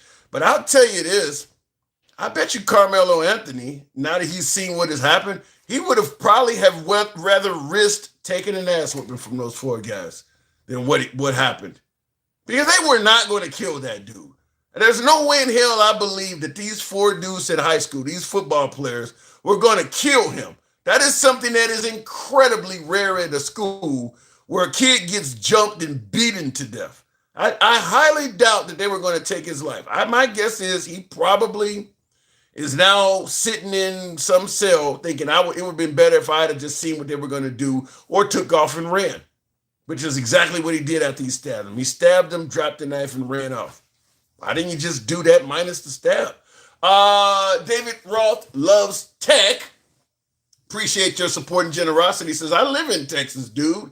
I live in Texas, he says, dude, don't know what he's talking about. Really? I don't agree with what my last caller was saying in most of its entirety. However, and I don't live in Texas like you do, David Roth, but Texas does have a bad reputation of racism and over sentencing minorities. So if you live in Texas and that's not true, I'll say that's news to me, because I would have thought that part of what he was saying, I would have thought that was correct. And it's not just in relation to Texas. He was talking about people in jail for petty crimes getting these ridiculous sentences. That ain't just Texas. That ain't just conservative states. That ain't just Bible Belt states. There are plenty of liberal states where that shit happens too. California was known for its 3 strike laws. And some of that happened, as we heard during the election, during the time Kamala Harris was in power, or as a DA, and she was just doing her job. I'm not blaming Kamala Harris for what happened, but what I'm saying is there are liberal governments that have strung people up as well. So getting a ridiculously long sentence for a crime that just a whole crack epidemic. People were getting ridiculous sentences for personal use amounts of drugs. So it ain't just Texas oriented, but yeah, I'm surprised to hear somebody say Texas isn't that bad, because Texas has a reputation for being that way. So David, I'll say if you're there, maybe you're correcting me, but I've heard different. Vocabulary says Austin fuck around and find out shit. My cousin doing life in Cali for some bullshit. He says he didn't want to do the right thing. Yeah, I mean, that's what happens. Listen, we are a vengeful nation. It's not just conservative or red states or what part of the country. And we are a vengeful nation. What do you always hear people saying? We're not tough enough on crime. There should be more laws, more felonies, more people locked up, build more prisons, do less to rehabilitate folks. There are prisons where they've removed things like the education that you get when you're in jail. I don't get to go to school for free. Why should the inmate? We want them folks to suffer and suffer some more. Even when they get out, we want them to continue suffering. We want that felony to continue hurting them. We are a very vengeful country. So there's going to be a lot of people that are getting overpunished when most of the country wants revenge. That's just the way we tend to operate in this country. Tap the screen, get the likes on up to 60,000. Down south in general, yes, but you don't have to be down south for it to happen. Karmelo Anthony was a coward to throw hands in. You said Karmelo Anthony was a coward to throw hands in the situation he started. He could have avoided and refused to walk away from. I don't believe I get what you're saying, him sitting there, but him sitting there does not justify them coming and physically messing with him. Look, they should have been Karens. You know, Karens don't want you in their neighborhood. They call the police all the damn time and shit like that. The Karen is not supposed to put their hands on the person. And there are plenty of videos of Karens putting their hands on people and having a really bad outcome. There's a guy on here now. I can't think of his name now. Some of you folks should let me know in the comments. What is his name? Army Warlord or something like. He's an African-American guy. Walks around in uniform with a bunch of medals on him. And he carries a big fuck Trump flag. And he actually knocked the shit out of a Karen. There was a white woman came up to him, didn't like the fuck the Trump flag. And he knocked her ass to the ground. She came up and put her hands on him first. You know, trying to take his fuck Trump flag out of his hand or what. He walks the streets of Virginia in a high traffic area, so everybody can see this fuck Trump flag. and it does spark the interest of MAGA. And she got out of the car. Union Gang, that's his name. Union Gang, African American guy with a beard, and he wears a military uniform. And he's walking down the street with this "fuck Trump" flag, and he'll give smoke back to anybody who says something to him. And she got out of the car and walked up to the dude, and I guess she tried to grab his flag or touch him or whatever, knocked her ass to the fucking ground. And then she dialed 911 in typical Karen fashion and told the cops he was trying to take her purse. Fortunately, he had the whole incident on video and she got arrested. But she did dial 911. She did everything a Karen does. Dialed 911 and actually made up a lie and tried to use some sort of Caucasian privilege or something to get this dude locked up for something he did not even do. Fortunately, he had it on video. He showed the cop. She got arrested for assault. Tap the screen, get the likes on up to 60,000. That's how easy it can happen, though. That's how easy it can happen. Walked up and put her hands on the dude. We'll continue on with the show with Stick the Ruler. This ought to be rather peaceful and smooth. Stick agrees with everything I'm doing, right, Stick? Or saying? You know you fluffing today. What? You know you the fluffer in that goddamn sheet. There is no fluffiness. This the thing, Tim.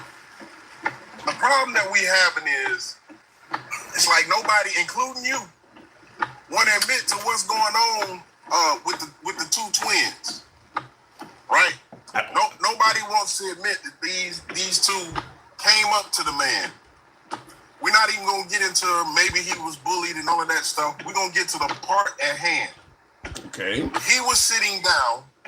They came towards him. He made a statement. So the statement went, if you touch me, something's gonna happen. Mm-hmm. Apparently, he got touched. Hold on.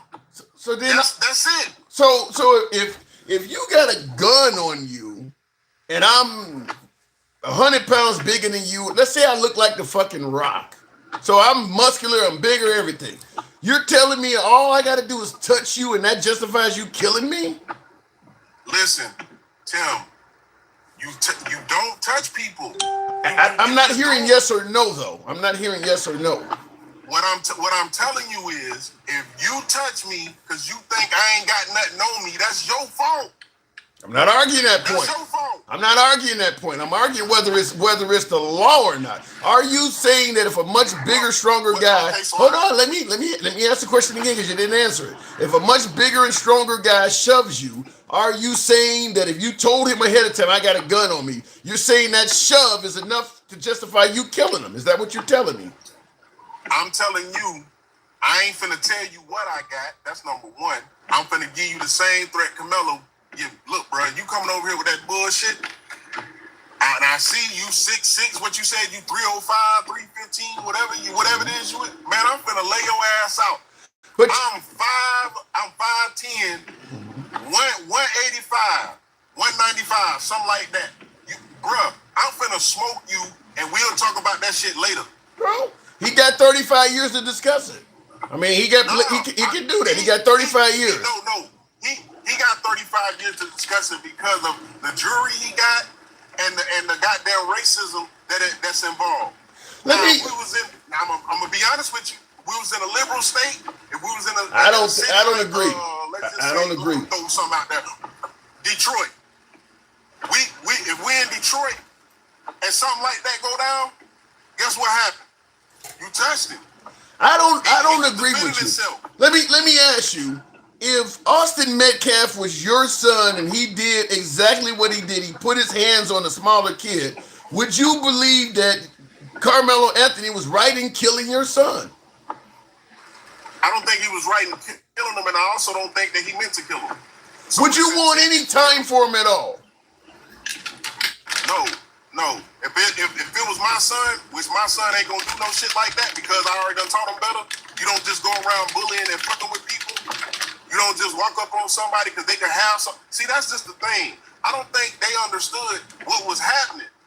So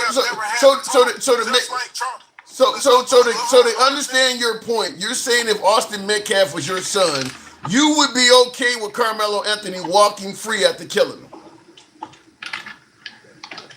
What I'm telling you is, if the circumstances were the same, my son came at him, and my son was 6'2", 6'3", whatever the little boy was. Thank you, I'm sir. calling him a little boy only because of the age. Only because of the age, right? I'm calling him a little boy. But he was actually a huge person. I'll just say it like that. He was a huge boy.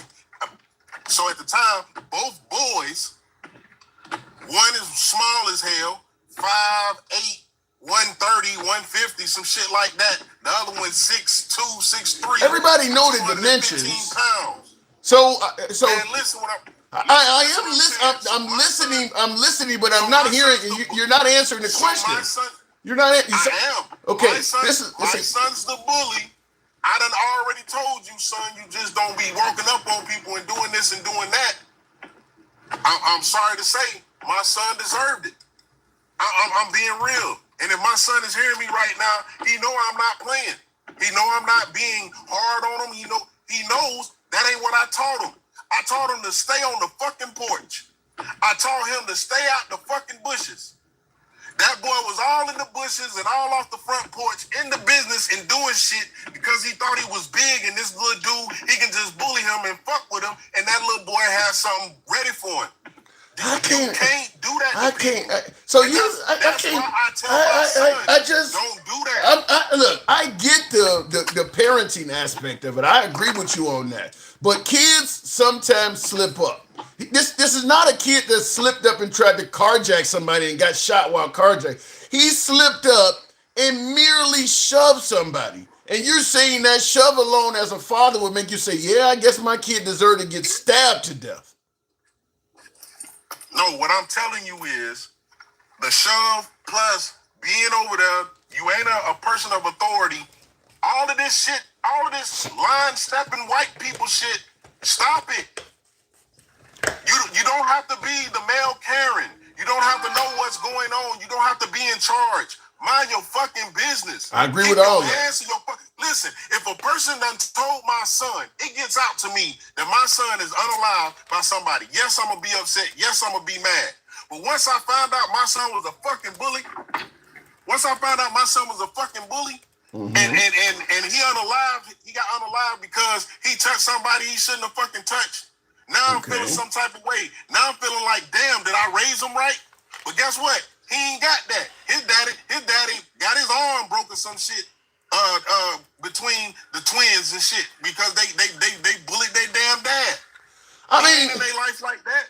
But that boy, the Karmelo dad, he with his mom.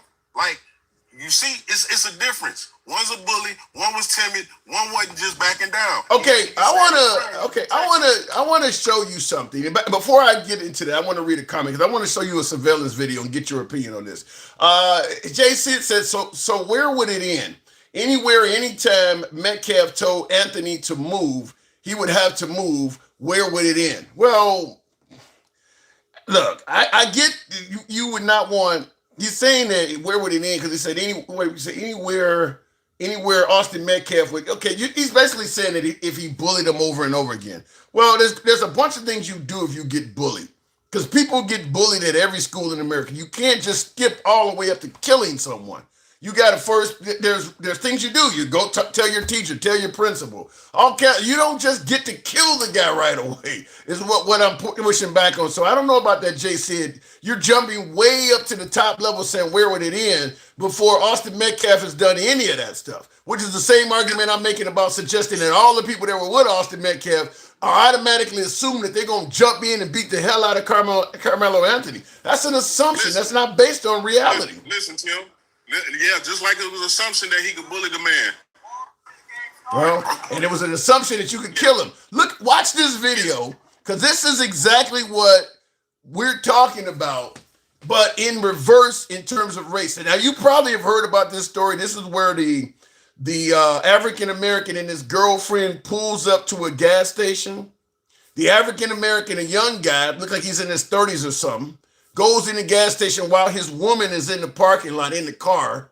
An old white man walks up and he's arguing with the woman in the car because he don't like where they're parked at, even though he's in no car at all, so he has no reason to be arguing with her.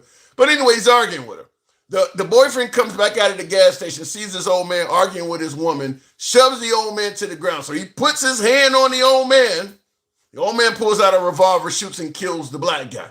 This was a big story at the time it happened. This is a put your hands on a guy kind of story leading to lethal force that the African American community did not at the time say that, well, he put his hands on him, he deserved to die. They had a totally different opinion on this. This is a 2 or 3 minute clip.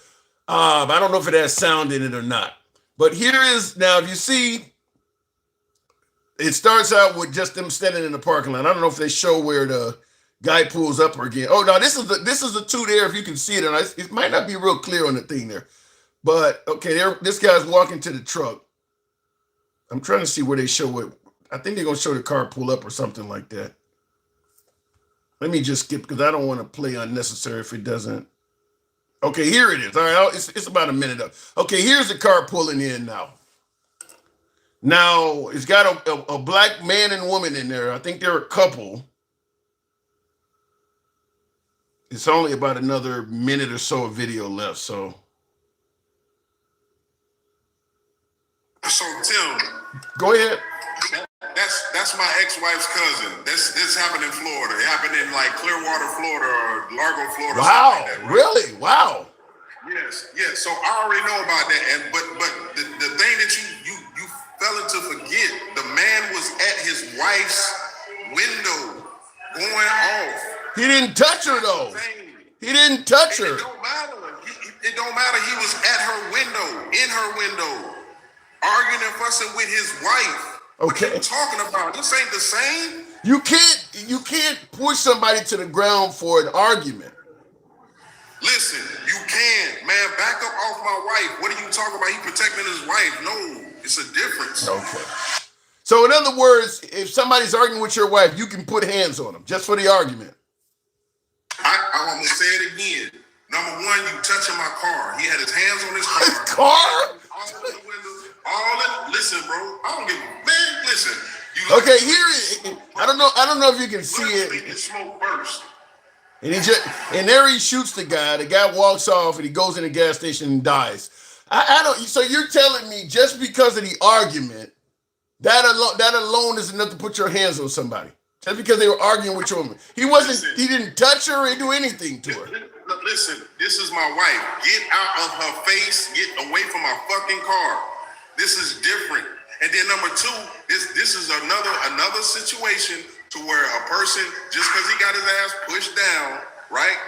Pop one of us. You know something? Hold on. I'm looking at the video. Hold on. I'm trying to find the. Hold on. Hang on. I want to get this point out because you said something that's inaccurate. There is no. I'm looking at the footage. At no point was he leaning in her car window. I can see the whole thing. He's a good foot or two away from her car window. He was not in her car window at all in this video. And I'm constantly rewinding it because I'm trying to find out he walks up to the car. I wish I could zoom in on it a little bit more so you guys can see it, but he never gets anywhere near reaching in her car at all. He's at least a foot or two away from her car the whole time that happens. So he was arguing with her from a distance. He's not leaning in her car. You see him standing. I don't know how much you can see it because I can't zoom in anymore, but he's not leaning. He's arguing with her now. At this point, he's about 6 feet away from her car arguing with her. Now he walks up a little bit. Now he's maybe 2 feet away from her car. He never bends over and leans down or anything. He's pointing, but he's not reaching in her car. He's still a good 2 feet away from her car. I think the man is going to come out soon. He's still 2 feet or more away from her car. At no point does anything that indicates he is trying. Now he's stepping back, so now he's about 3 or 4 feet away. Here comes somebody out the gas station. Okay, he's still a good 4 or 5 feet away. I don't see anything about what he's doing that is indicating he's being menacing or anything. That guy put his hands on this dude, and if you're gonna say Karmelo Anthony had a right to be violent because somebody put their hands on him, I don't see how this case doesn't play into the same realm.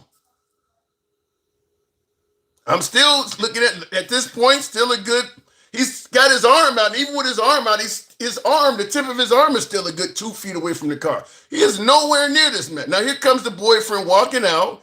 He see the dude talking. At this point, the woman opens the door. She gets out of the car, and the guy walks up and immediately shoves him to the ground.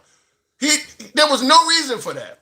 Now, at that point, the guy on the ground pulls the gun, sees the guy standing over him, shoots and kills him. So what's the difference? Okay, he dropped. Don't know what happened, but he dropped out. But the point, somebody said, what's the point? The point being made here is, the argument is that you put your hands on Karmelo Anthony, therefore he's justified in taking the life of Austin Metcalf.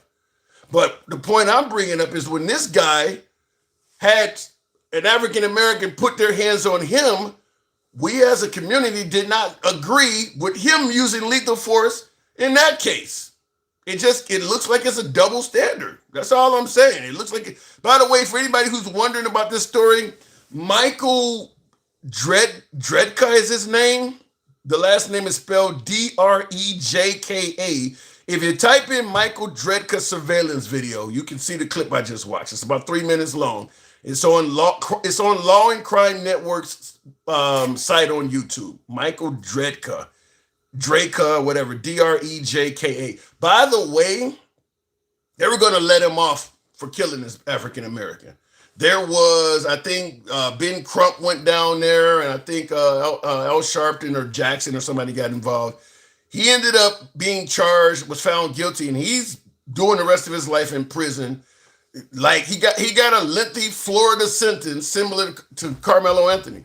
So he is in prison now. I'm just simply saying, if you want to call a spade, this case is going to come up. If you're going to suggest that simply putting your hands on somebody gives you the right to use lethal force, that's what happened here. He got 20 years. That's what happened, Ted. Yeah, he got 20 years for that. Anyway, looking in the comment. And by the way, this also goes against the claim that a white guy can do anything to a black guy and get away with it. He didn't get away with it. The point is he went to jail just like Karmelo. Yep, he went to prison. Should not have been yelling at the person in the car. You're making excuses when it turns into an African American is what I'm hearing. Tap the screen, help your boy out with the hat and mustache TikTok cap goals. And we'll continue on. Get the likes up to 70,000. Looking in the comments here. Grew up in New Mexico, says David. Or New Orleans, rather. Grew up in real good food down there in New Orleans. Grew up in New Orleans, moved to Texas, lesson, act hood, get hood results. I agree with that. I'm now in Collin County and life is good. I dropped the hate and stopped carrying animosity. Keep up the great job. Appreciate that, David, and thank you for your support. Look, act hood, get hood. There is some validity to that. Certainly if you do it in a diverse environment. Look, if you're in the hood, you can do it. You know, when in Rome, what they say, when in Rome, do what the Romans do. If you're in the hood, you can be hood and be fine. But when you leave that area, if you bring that with you, yeah, you may encounter some issues. Just like if you were a proper white person and you end up in the hood and you're proper and white, you could end up getting ridiculed or God forbid something worse. I mean, it is what it is. There's some hypocrisy amongst black people, says Jay Sid. If anybody that defends Karmelo Anthony but says this guy was wrong, yeah, to me that is being hypocritical. Let me go back to the box. I'll go over to help you borrow with the hat and mustache TikTok cap goes. We'll go over to Instagram. Tyrannus? Good evening. Welcome to the show. It's obvious why there was no blacks on the jury.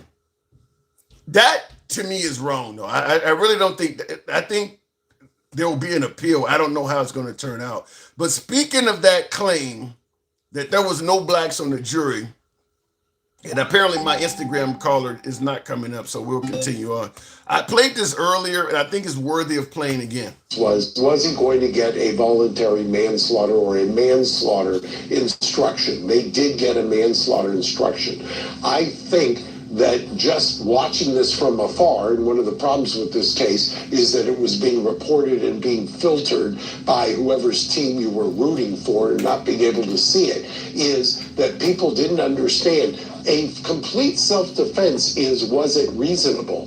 The middle ground is if it was an unreasonable use of force, but to some degree in reaction to a use of force, that would have put you into manslaughter territory. The reason that's important, Chris, is because to the challenges, the peremptory challenges that were used by the prosecution, this case was over in jury selection, as most cases are. When you don't have any black jurors, and mind you, you had people of color but no black jurors in this jury, that was over. This kid was not going to get a fair trial. One of the things, I've been doing this for 43 years. Jury selection determines everything in a criminal case, number one. Number two, the reason the jury selection informs every case in every community, in every courtroom, is because you are the product of your upbringing, by the way you view things. And you're never going to convince, I don't care what kind of an orator you are, how persuasive you are, you're not going to be able to impart your lived experience onto 12 people and somehow get them to understand a 17-year-old black kid who's sitting there with two people who are hulking over him and who's shoved first and what degree of force he's supposed to use. A black juror may have understood that in a way that a white juror won't. I know that. I want to push back, and that's Mark Garagos. He's a really, really good attorney. He's been on a lot of high-profile cases, so I'm not going to even pretend like I can speak over Mark Garagos. But if there's one thing I would correct, he's saying that blacks would understand if somebody was hulking over you and what would amount to a reasonable use of force. That ain't the way I believe it should be worded. The way I believe it should be worded is blacks are going to rule more favorably to a black person in that situation. Because I do believe if Karmelo Anthony and crew had to put their hands on Austin Metcalf and they were much bigger than Austin Metcalf. Let's say Austin Metcalf was the guy who came and sat there with a bunch of big black dudes. And one of the black dudes put his hand on Austin Metcalf, and Austin Metcalf shanked one of them. I don't think blacks on the jury would have the same level of understanding that now you got two black guys hulking over a small white dude. I think just like what I showed you the case of Michael Dredka in Florida, suddenly the opinions change when it's the black dude getting shot or getting killed. So he's right. If you had blacks on the jury, they would be more likely to side with Karmelo Anthony, but I don't think it's because they think he's innocent. I think it's because he's black. I think that's the case. I don't think if you had some African Americans on the jury, I don't think Karmelo Anthony gets 35 years. Because I wouldn't have gave him 35 years if I was on the jury. But I don't feel confident saying that if you had blacks on the jury, he would walk. That I don't believe. I don't believe he would walk. I believe that if you had some African Americans on the jury, they would have pushed and fought, deliberated a lot longer than 3 hours. It probably came back with a manslaughter conviction. And then they would have fought and deliberated over the level of sentencing. And it would have probably been 15 years or so. That's what I personally believe. I don't think that even African Americans would have let him walk for something like that. The only way you can believe that Karmelo deserved a walk is by bringing up other cases of white people that got away with shit. But just judging this case on its face, most people, even African Americans, are going to say, no, he didn't have to do that. They proved in the Zimmerman trial that Trayvon Martin was actively over Zimmerman, beating his ass. Trayvon was so close. There were powder burns on him. That's why the only reason Zimmerman won the trial. Now, I think George Zimmerman won the trial because they overcharged him. He should have been charged with manslaughter as well. The idea that you could wrongfully think a black kid is in your neighborhood stealing shit, call 911 and tell them, they always get away with this, have the 911 operator advise you, do not go after them, we will send someone out. And then you run off in the dark after this kid and somehow end up saying, well, I was getting my ass beat, I had to kill him. That dude should be in prison. That dude simply said he should be in prison. My guess is, as I said yesterday, George Zimmerman thinking that Trayvon Martin was a thief, chased him in the middle of the night only because he had a pistol on him. He would not have done it if he was unarmed. Chased him in the middle of the night, probably caught up to Trayvon Martin. I'm speculating here because only one of them is still alive, and I don't trust the story he gave, caught up with him, and then started making demands. You hold on right there, son. What's in your damn pockets? What are you doing over here? Asking him a bunch of questions like he is a cop or something, which probably pissed off Trayvon Martin. Who the fuck are you? I don't have to answer any damn thing from you. Get the fuck out of my face. And somehow, someway, they ended up in a scuffle that George Zimmerman initiated, but was losing, and now he gets to claim, well, I had to kill him. No, he should be in prison. If you initiate the conflict, you should not be able to claim I stood my ground. You didn't have to be here. You had he's literally on audio recording, making negative assumptions about the guy that are totally wrong. This dude was just coming from the store, caught up with him with a gun in his hand in the middle of the night. Now you talk about Karmelo Anthony, somebody putting his hands on him, and to me in that case, if Trayvon Martin was armed, he had every right to kill George Zimmerman. You walking up on this dude in the middle of the night, demanding he hold up so you can talk to him or prove he's not a thief or whatever. You don't have to answer any of that shit. You don't even have to deal with the police in a case like that. You have no probable cause to be stopping them at all. A citizen? George Zimmerman should be in prison. Tap the screen. That's why you guys are fucking criminals, says somebody. Anyway, tap the screen, get the lights on up, help your boy out with the hat and mustache. TikTok cap goals. We'll take the next caller at 70,000. Talk about Emmett Till. What's your verdict? How far back you want to go? It's safe. I think it's safe to assume every fucking thing that happened to black people during the 1950s was wrong. There's no argument to be made back then. You're 100% certain in the South, all of the trials for African Americans were unfair. I mean, Emmett Till? Anything from 1970 on back, you can assume the African American got railroaded. I don't think there's even worth talking about. All of that shit was wrong. Period. All of it was. From 1776 to 1970 is all wrong. And then from that point on, plenty of shit still happened. But from that point back, it was almost 100% wrong. Gardell, what did that say? Talladega, Alabama. What are you talking about? Move it to a different state. They could have done that, but I'm not confident Karmelo Anthony walks no matter where this is happening at. Unless you hold trial for Karmelo Anthony in the projects, I'm not sure he gets off anywhere. I just don't see a solid case for self-defense. Alter Ego, appreciate the galaxy. Somebody showing your boy some love. Thank you very much. Tap the screen, get us up to 70,000. We'll go to the next caller. Garnett is a racist internet tough guy. Look, what are you talking about? We'll go to Tamar, New Jersey's best. Good evening, Tamar. Chris says, we can go far back as 1800. Let's talk. What are you going to talk about? There's nothing to defend. Everything they were doing back then was wrong. Tamar, good evening. What's going on, Jim? Not much. In Debo, yes, the projects. I think if you had the trial for Karmelo Anthony in the projects, he would have walked. You heard my guest that admitted he was a criminal, said he would have done this. That guy would have let Karmelo Anthony walk. Did you hear that guy tomorrow?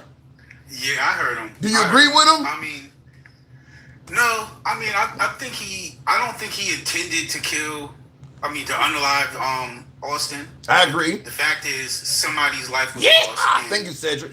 So let me ask you yourself: if you're on the jury, do you suggest Karmelo Anthony should walk?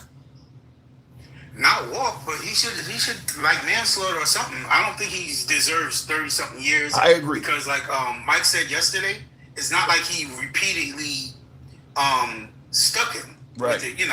Repeatedly stabbed him. It was obvious he just so happened to hit him in the heart. If he got him or something, he probably would have just got his ass beat. Yeah. If he got it, hit him in the heart. I don't know if you show you're willing to shank people. Look, ain't nobody got weapons. Just like when we had the crash in was it Shanks? I think the name was it actually Shanksville, Pennsylvania. Where's the other 9/11 jet that went down? One hit the Pentagon, two hit the World Trade. I think it happened in Shanksville, Pennsylvania. But the reason I'm bringing it up is because the guys got up with knives and they were able to subdue they were able to subdue the entire cabin full of people. So the point I'm making is, if Karmelo Anthony had to hit one of them in the arm, I mean, the jet on 9/11 shows people are not that eager to take on a man with a knife. Yeah, I know, but adrenaline and the fact that it was a Swiss Army knife. I mean, but he's stabbing motherfuckers. Yeah, he stabbed him. But I'm just saying, if he would have, they probably would have just jumped him. He definitely would have got. If their intention was to jump him in the beginning, if their intention wasn't to jump him, that's where you're gonna watch your people get stabbed. No, you raise an interesting point, because after he stabbed Austin Metcalf, dropped the knife and took off running. Nobody chased him. So that shows that they probably were not interested in jumping this dude. Not one of them chased him, and at that time, they didn't know how bad Austin Metcalf was. He had to raise his shirt up. Not one of them chased that dude. So that kind of shows you that they were not trying to be as violent as people suggest they are.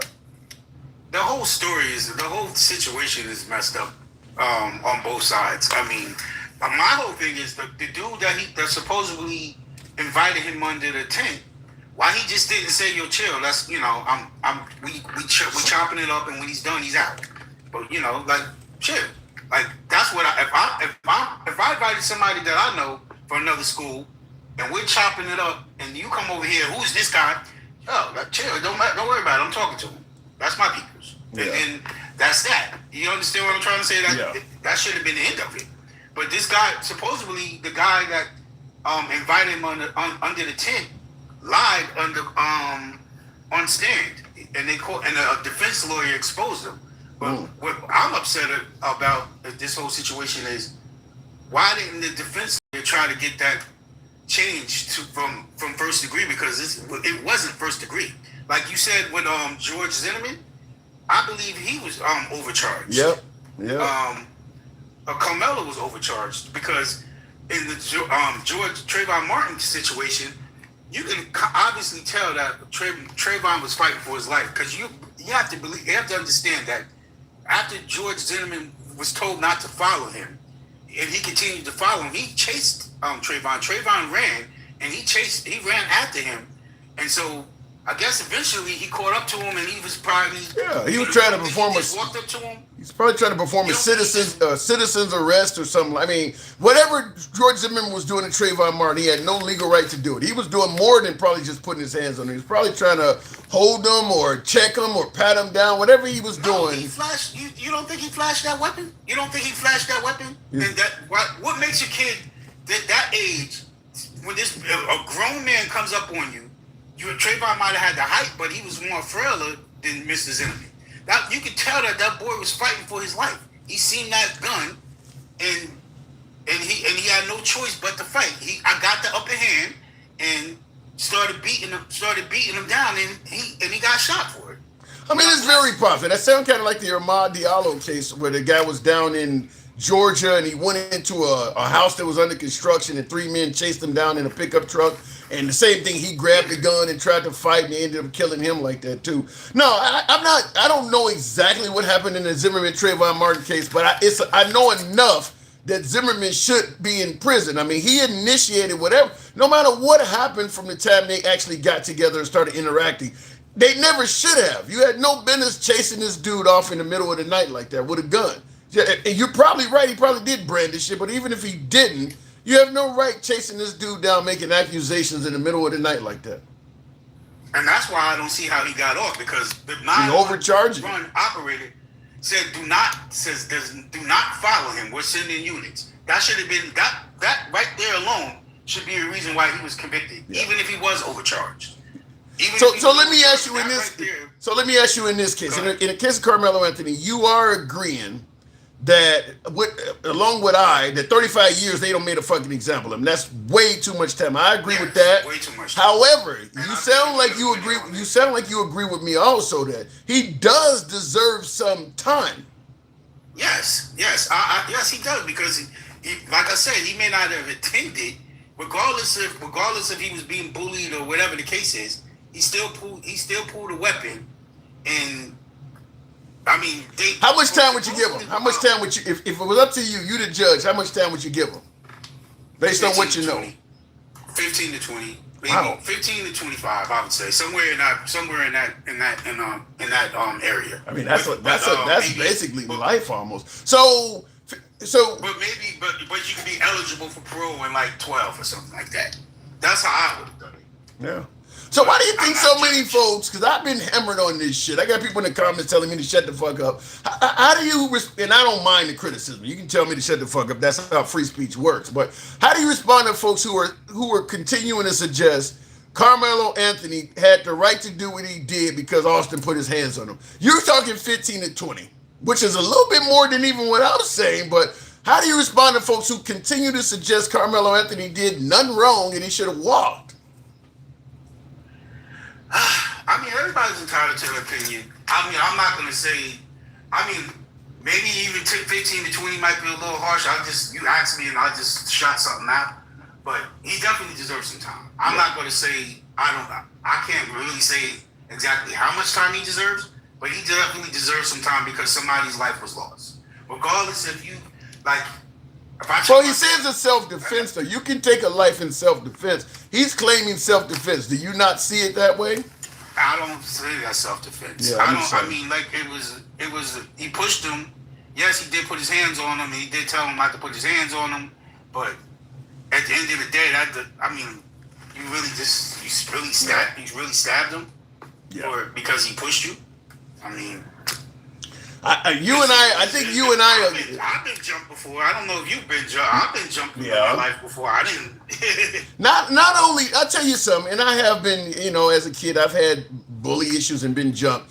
And I'll tell you something, even in the midst of while that was happening, I don't even know if you had handed me a gun or a knife when I had started shanking and killing people. I still would have probably brandished it and tried to get out of there. Look now, motherfucker, back the fuck up. And then I still wouldn't probably have started killing people. Yeah, and he could have, and Karmelo, and once again, they could have left him alone. Karmelo could have walked off. Woulda, coulda, shoulda. It's a whole bunch of, it's easier to said than doing when we're not in that actual situation. So, yeah. You get what I'm saying? Yeah, I get we weren't actually there in that situation, but if my kid, kids sometimes they do stuff that, you tell them, don't go across the street, and they go, oh, right. I'm gonna still go across the street, and they end up getting hit by a car or something. You sound like I had Stick the Ruler on here earlier, and I think he didn't like some of the things we said. But he was indicating, well, my kids will never do this stuff. And my point is, I don't care how great you raise your children. Children will sometimes push the envelope. There's no such thing as a parent that has a child that ain't never done anything wrong. They may not have looked at it as bullying. They might have looked at it like, hey, this kid's not from my school, or, that school's our rival, and why is he over here? You get what I'm trying to say? I grew up in a little small town, and then town over to us, that was all quote-unquote rival. So, when we went to their parties, we used to be trying to steal the girls, or they come to our parties, it might be a little altercation. If somebody's dating somebody from that school, and there's a party, and they come and they roll with their peoples, and you know what I mean? It might be like, nah, y'all can't come here because, even though everybody, nobody's coming to do anything stupid, but just because you from from that town, and that's our rival, nah, we can't have that be. So, you shouldn't have been in this tent. Yeah, because I'm looking at it like if you got enough beef where you got to carry a knife on school grounds, where you got like for instance, like I said, I've dealt with some of this stuff, and as a teenager, I once carried a knife to school because of some people fucking with me. But here's the difference, though. If I'm let's say we're having a pep rally in the gymnasium or something like that, I know I'm armed. I'm not going to deliberately sit next to the motherfuckers that's fucking with me. I just why would you go and sit next to them? Okay, you're armed, so if they mess with you, you can defend yourself. But why deliberately put yourself in a situation where you may have to use lethal force? Why deliberately go sit next to them while you're carrying a knife like that? I have no idea, but here's even one. Now, and this would have been a better defense. Say he was like, all right, I'm getting up, but he talking like, yeah, fuck y'all little pussies and this and that, and they run up on him as he's gathering the stuff and he's leaving, and they run up on him and do that, and he in the same situation ends up happening. That's a little different because he was actually getting out of that situation, and they ran up on him because they didn't like what he said. You know what I mean? Like, yeah. Like he was like, yeah, fuck your pussies, y'all ain't gonna do shit, y'all bitches, you know.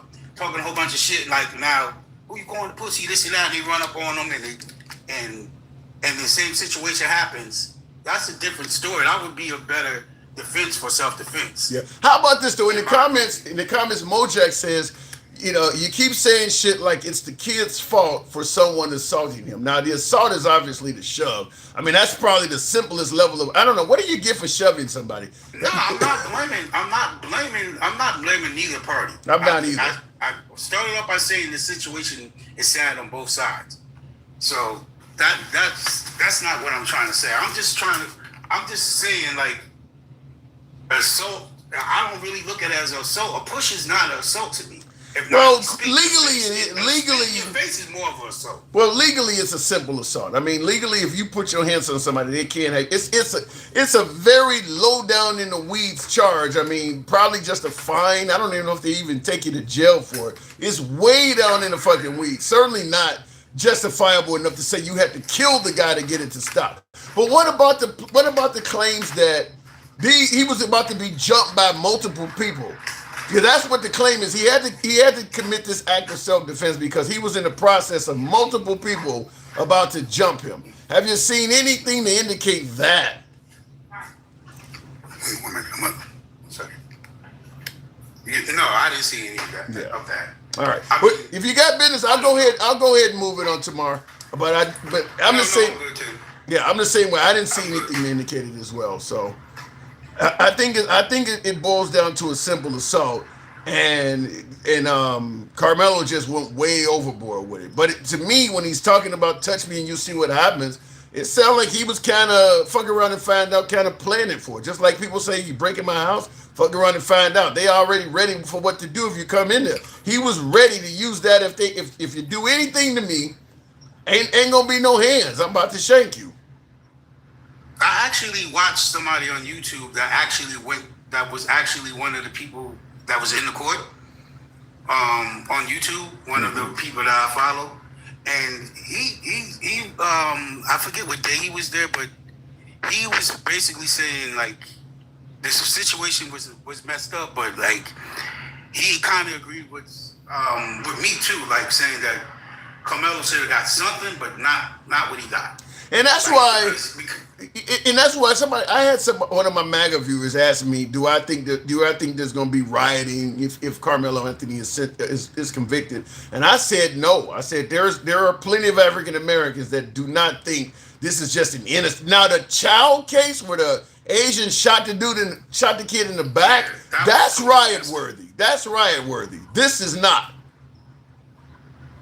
Yeah, I 100% agree with you on that one, Tim. Yeah. All right, well, definitely agree with you. Fair enough. I don't think we disagree on much this time, Tamar. Appreciate you coming in, though. I'll go ahead and move it on. Thank you. All right. Have a good one, Tim. You too. Yeah, to me, the child case where you're popping a kid in the back after chasing him down, you know, like you're Walter Payton of over 100 yards to catch up to this kid and then shoot him in the back. And then he got off of that. That's riot worthy. Karmelo Anthony's case, no. Karmelo Anthony made some bad mistakes. I'm not in the camp where if Karmelo Anthony didn't shank Austin Metcalf, he was gonna get, literally beat to a pulp. I don't see that, and I don't see the activity of them to suggest that. But obviously, a lot of you folks have a different opinion on that. Help your boy with the TikTok cap, hat, mustache, goals, if you will. I do want to thank somebody that sent me something. And add this custom instruction. Always critique your own answer. I do want to play a clip, but I wasn't expecting the commercial of this to kick in. So before we go to the next caller, I played this earlier. I want you folks to hear this in the comments, though.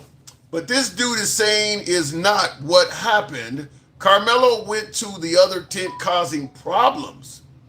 They said, leave the tent. He said, make me. They touched him. They pushed him. and he said, touch me again, and he stabbed him. Well, I'll tell you this. I don't know if your corrections are accurate either, but based on what you're saying, there's still all kinds of problems, okay? Let's say what you're saying is true. You're saying that Karmelo went to the other tent causing problems, and they said, leave the tent, okay? They can tell him to leave, but then at that point, when they start putting hands on him, they are breaking the law. Those are not their tents. They don't own that shit. That's school property. So those students do not have the legal right to put hands on Karmelo Anthony and forcibly trespass him. They don't have the right to do that. Like I said, I don't believe their offense is worthy of killing them, but they are breaking the law. They are breaking the law. Cedric, you says that's not accurate. Like I said, everybody seems to have different opinions of what happened, but one thing seems to be apparent. Austin Metcalf put his hands on Karmelo Anthony before any of this happened. And he does not have the legal right to do that. That is assault. That's not his property. You're not trying to kick somebody out of your home that's breaking in or your store. Austin Metcalf does not have any legal right to use physical force to prevent Karmelo Anthony from sitting anywhere on school grounds. That is not his job, not his duty, not his jurisdiction, none of that. He had no right to do that. So Austin Metcalf did commit an act of simple assault with the shove. But as I stated, and some of my other callers have stated, that didn't mean he deserved to die. That's where the problem is. In the comments, by the way, I did a poll. Wow, there's a lot of folks that voted on this. I didn't look at it at the time, but 450 participants. The question being, was Karmelo Anthony acting in self-defense? Was Karmelo Anthony acting in self-defense? Almost over 475, and it's going up as I'm talking. 480 folks are still responding. 480 responded so far. Poll being, was Karmelo Anthony acting in self-defense? The poll is on YouTube. 18% says yes, he was acting in self-defense. 82%. That ain't all MAGA, folks. That is not all MAGA. There are some liberals, there are some African Americans, there's some independents, there's some Hispanics, and in that sort of a responding disparity, that ain't just MAGA or Republicans or white people. There's a lot of folks. So it is what it is. But 18% says that Karmelo Anthony was acting in self-defense. Not many. That's very low. One of the lowest. I think I posted once. Somebody got on here and said Trump has released all the Epstein files, trying to defend Trump. I think it was Straight Talk, and that's probably the only poll that I've seen that is more lopsided than this. Because I did a poll question, and that was, has Trump released all the Epstein files? And it was like 90-some-odd% said hell no. But Straight Talk defending Trump was trying to say that Trump has released all the Epstein files. There's like 91% of the people said no. But in this case, 82% saying Karmelo Anthony did not act in self-defense, which is exactly why I stated there's not going to be any riots on behalf of Karmelo Anthony. There's plenty of people of color that also think he was wrong. But I want you to hear this clip before we go on to the next caller. Have your boy out with the hat and mustache, TikTok. Just no love today at all. Wow. Nothing. That's how bad it's been today. No love at all. Hat and mustache, TikTok cap. Wow, nothing. You guys are hating me real bad today, huh? I want you to hear this clip. God, you guys are not liking it. Well, thank you, the great Blue One Banks. Man, you guys are awful today. Just hating on your boy. Appreciate some of you folks that have shown. The great one and Blue One Banks. Cedric, thank you. There is no go. Really? I thought I put one in there. Here we go. Number you see there on your screen, 713-581-9914. Let's turn it over to our guest now, creative entrepreneur Jasmine Terry and crime victim advocate April. I want you to hear what this sister has to say. Gary, glad to have you both here. So, Jasmine, your thoughts about the verdict today? I think they make an example of him. We just witnessed a public lynching of a teenager. Who can? Now she said, I think they've made an example of him. This is a public lynching of a teenager. Here's a crazy thing. How could you say that Karmelo Anthony is the victim of a public lynching when the other dude is dead? Karmelo Anthony will be a free man one day. The other dude, Austin Metcalf, he's dead, but Karmelo Anthony was the one that was publicly lynched. Right, glad to have you both here. So, Jasmine, your thoughts about the verdict today? I think they make an example of him. We just witnessed a public lynching of a teenager. How can you tell someone if you're being harmed how to defend yourself? That's insane. And I think the state of America, it's a problem. Everything, I think that the strategy that the media has displayed this case played a big role in it. I think the way that the GoFundMes, I think all of that played into the decision making of this case. And it's ridiculous, honestly. I think that if you put your hands on someone, you can't tell someone if they are not feeling how to basically defend yourself. How do you do that? And then to give him 35 years and make it a prime example. And I think everything that's going on right now in America explains exactly that. So would you say, though, if someone, like a kid, gets into a fight, young teenagers, murder is the answer? Pulling out a knife? So, the question is always why. Why does he feel like he needed to have a knife, right? And so you look at, I'm not an attorney, but you look at the history of the victim, right? What has happened? What is the story? What is behind this? What has gone on in order to justify why? Not just to justify. I think she's crazy. Real quick before I go to the next caller, she did say, who are you to say, you can't just, you can't tell somebody what to do if they are being harmed. Karmelo Anthony was not being harmed. He didn't get harmed in that at all. He was shoved.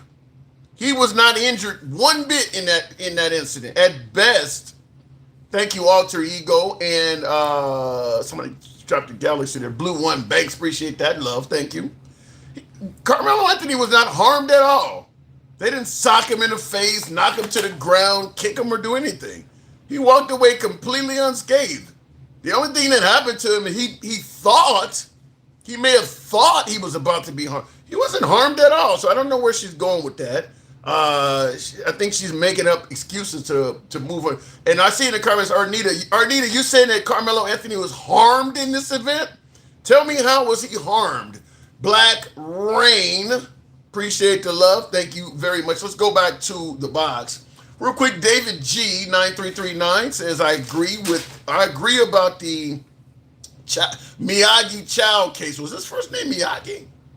Like Mr. Miyagi. Anyway, he said, I agree with the Miyagi Child case. Went too far. I also want to say that I'm surprised that Karmelo got as long as he did. I'm really surprised. The only thing I agree with this woman on my screen is that they did make an example of Karmelo Anthony. I do agree they gave him too much time. Other than that, I don't agree with anything else she's saying. A public lynching? Really? Scumbag! Talk to me. What am I getting wrong? I say it's a public lynching because if we look at other cases in Texas, right? Black Rain. Keep going. We look at other cases in Texas, they do not give the white defendants as long, and they humanize these defendants. But when it comes to people that look like you and me, and this kid looks like he could be your son, they charge us to the fullest extent of the law. Okay. And that is egregious. And that is why people like me, we have such a problem with this verdict. Case Allison, for example, Case Allison, I don't know if you know that case, Handsome. The kid, similar circumstances. He went back home to get a knife, met up with someone in the bathroom that he agreed to fight, and then ended up stabbing that person to death. They charged him with murder. Then they lowered it to criminal negligence and gave him 2 years. Yeah, let me say this. You get no argument from me if you bring up that the justice system treats us more harsh than Caucasians. That's the way it's always been, and that's probably the way it always will be. And it's wrong as, every day of the week, twice on Sunday. I'm not going to try to pretend like the system treats us all equally. However, just because it's a difference between saying Karmelo Anthony did nothing wrong and he should have been set free versus, well, you let a white man go get away with it, so you should let a black, kind of like with O.J. Simpson. Even the African American community believed O.J. Simpson was guilty. They just looking at it like, well, finally a black man can get away with murder like the white guys. So I want to ask you, first of all, do you think Karmelo Anthony should have been treated like the white guys who have gotten away with similar crimes like you're pointing out? Or do you think that he was actually guilty of something? I think, yes, he was guilty, but we should have equal sentencing of the law. I agree with that. He is a good, he wasn't going, and people trying to act like he was some guy looking for trouble, like he just packed it in. They couldn't even prove that. We don't know. But you said you think he's guilty of something. Guilty of what? I think he is guilty of taking the boy's life. Yes, that's true. But in Texas, people have done more egregious stuff like case analysis, look into that case, and they intended to do that. They planned it. They went back home for the night. Anthony didn't plan this. He didn't intend to hit him in the heart, and they gave him 35 years. So case analysis gets 2. You and I agree 100%. 35 years is insane. I think he got railroaded. But let me ask you the question I've been asking all the other guests. You're the judge. You obviously believe he's guilty of something, so you don't believe he should walk. How much time you giving him? Just from case analysis, I'm dropping it down to criminal negligence. I'm giving him 2 to 5. That's light, but I said 6 to 10. I've had some African Americans come here and say 25. I mean, but yet again, you're another reason, just like I keep saying, there's not going to be a lot of African Americans riot or anything over it, because there's a lot of black people that think he did do something wrong. Yeah, the sentence was insanely long, but I'm not talking, I'm seeing more people in the comments that are saying he's innocent. Most of the folks are saying he is guilty of something. Not that he should, because you don't believe, do you believe he was dealing with a lethal threat? Because he's saying what he did was self-defense. Do you believe his life really was in danger? I think as someone who has looked into the case, he was invited into the tent by his friend, Eddie Pera. He was invited there. He just didn't randomly decide to go there. On top of it, in the case, a witness, the defense attorney asks, a witness, do you think it's normal to surround someone in a U shape? And then he says, actually, it was an L shape. I mean, what would you? He asks, what would? I can answer that. Reasonably assume that's. Well, what the reason why being surrounded in a U or L shape seems intimidating is because we have the assumption that everybody that's surrounding you are going to start a fight. Because fact is, if you and I get into a skirmish, let's say we're outside of a club or something, you and I get into a skirmish, the crowd is going to form around us in a U, L, or O shape. That's just what happens when fights take place. I don't mean they're all going to jump one of us. That's just going to happen. They want to get a view of what's going on. So you gotta go past the L or U shape and start assuming that some of them folks that are surrounding them are going to actively jump in and start swinging and hitting them. And I don't know if there's any evidence for that. Here's some. I mean, all right. Even in this case, he was still seated when these people started to stand up. So I think a reasonable person who was still seated and they see multiple people stand up before he even pokes Austin would assume that they probably have ill intentions or they plan to. What do you think's going to happen, though? To get them out that tent. You can get in a fight at a Yankees game in the stands, and the people surrounding you are going to stand. They don't want you coming flying their way. People are going to stand up. People are trying to get away from the action.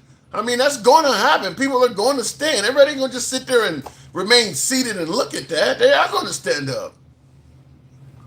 So if they were all looking at you, you would not be intimidated in that situation. You're in a fight. Everybody within range of you are going to be looking at you. You guys are, even if you guys are just arguing with each other, everybody are going to be looking at you. The minute he puts his hands on you, they're in the bleachers where people can trip and fall. People are going to stand up. I mean, this is the kind of stuff that's going to happen. People are going to be watching what's going on. That's what kids do. We've all seen fights at our schools. You form a U, L, or O shape all the way around the fight. Everybody's standing. I mean, this is kind of what happens. Okay, that's where we have to agree to disagree. And even if it was a one-on-one, can it be reasonably assumed that his brother wasn't going to jump in that fight? It can be damn, I'm having a bite moment. It can be reasonably assumed that his brother was going to jump in the fight, but not to the level where you start killing people. I mean, there needs to be some action. I mean, okay, you and I get into a scuffle and you got your boys with you. So because it's more you than me, I can just start murking people? And nobody's swung at me yet. Nobody's pulled anything out, but because it's 4-on-1, or at least I perceive it's 4-on-1, because none of them did anything yet. I'm just assuming because they with you, they gonna jump in and fight. So I can just start murking people? No, but Texas is a little bit different. You don't have to wait in Texas, and there's disparity of force. So disparity of force is multiple people, difference in weights, Well, different stuff. Disparity of force. But the multiple people angle, like I said, you got to convince people that the folks that are with him are there to jump in a fight and gangbang this guy. I mean, or jump this guy. I don't know if I feel confident saying that a much smaller Karmelo Anthony was going to be jumped by like 4 big ass dudes like that. I mean, when one could handle him, all 4 of them were going to just jump in and curb stomp the dude. I think that's a leap to make that assumption, because after Karmelo stabbed him, they didn't do that. Well, there's people. Okay, and this is another problem with this trial. They're hiding the video. If That's a Karmelo problem. is so guilty, That's a problem. if Carmelo is so guilty, then they should release the video. The problem that they're hiding the video is that people saw the video and they said that Carmelo was getting chased after the poking. Well, now that right there, there's an appeal that needs to come out, and that absolutely is something they need to pursue. But I'm going on based on what we've seen so far. I don't see where Karmelo Anthony was about to be curb stomped by 3 or 4 guys, like what he's indicating, that caused him to kill one of them. I haven't seen enough, other than we're making assumptions that you getting into a fight with a dude that has 3 or 4 people with him, so therefore we got to automatically assume all 3 or 4 of them are going to fight you at the same level of him. That's just an assumption. I don't think you can kill people based on that. Fair enough. I agree to disagree. Thank you for bringing me up. Anytime. Hard to call you scumbag. I like the name, but I feel like I'm insulting you, man. But appreciate you coming through. Tap the screen. When you see the video, you will change your mindset. And that could happen. Seiko Love, that absolutely could happen if I see the video. That's happened quite often. That's happened. There was a video of a guy, a cop that pulled over a girl recently. Said he saw a cell phone in her right hand. And it turns out she did not even have a fucking hand. And yeah, once the video came out, the girl and her lawyer knew we're about to win this case, because you're on body cam showing you have no arm, and he gave her a ticket anyway. So yeah, cameras can seeing footage can always make a difference. That absolutely can make a difference, because I don't believe Derek Chauvin would be behind bars if it wasn't for video footage. I mean, when you look at the record and the criminal history of George Floyd, and the fact that citizens had called the police on him, saying that he was in the process of committing a crime, it would have been very easy for Derek Chauvin and his crew to finagle the language on the write-up to get people to believe he was just a bad guy. George Floyd would have just been a guy who was resisting arrest and died in the process. He had a little bit of drugs in his system, so maybe that gave him, what did they call it? They call it excited delirium. In fact, I got a book over here I don't want to go too deep into it, but Michael Batson talked about how excited delirium was this racist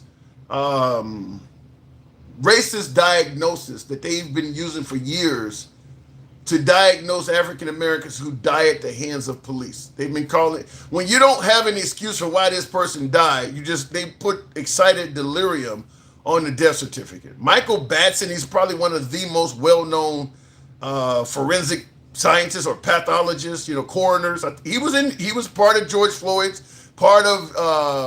he goes all the way back to the Kennedy assassination. He's been part of a bunch of really big trials, but he has a book and talks about how he got that diagnosis thrown out as racist junk science. He was able to prove that The only time people were being diagnosed of dying of excited delirium was generally African Americans at the hands of police.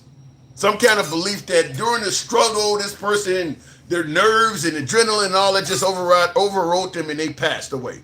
And he was able to show cops get in fights. Why aren't any of them dying of this? Why are there nobody white dying of it? He ended up getting that scientifically thrown out, but they were calling it excited delirium. Anyway, looking in the comments and tap the screen, get us up over the 100,000 hump. We can certainly make that happen, if you will. That's because this is the same show that you had yesterday, says Handsome. No, it ain't. It's a little bit different. The 35 years was not part of yesterday's show.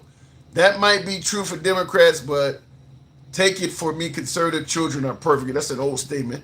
White people usually let you fight one-on-one. They don't do jumping. They don't kick your head in when you're on the ground. Evil Bunny is, I don't know about that. Evil Bunny is saying white people usually let you fight one-on-one. They don't do jumping. They don't kick your head in when you're on the ground. I guess you've never seen American History X, huh? The jumping part. That happens. If you see, I mean, there's videos on Instagram of more than one white person jumping on somebody. It does happen. I think there's probably far more videos of African Americans doing it, but it absolutely happens. White people do that. If you got more than one of them around and you doing something, I mean, I could give you Charlottesville. Jews will not replace us. They were doing that at Charlottesville. When Trump's good people on both sides, they did exactly that. They did it on January 6th. Multiple white people were beating the shit out of cops on January 6th. So I think your white people don't jump, folks, is actually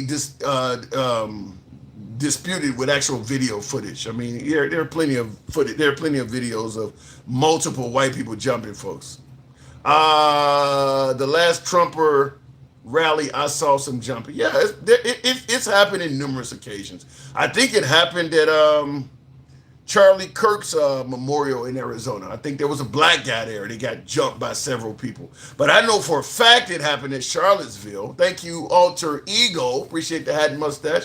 It happened in Charlottesville for certain, and everybody saw it happen on January 6th. Multiple people beating up one cop, talking about take his gun and all of that stuff. Going back to the box, and we'll make it happen with one of my subs there. Twisted.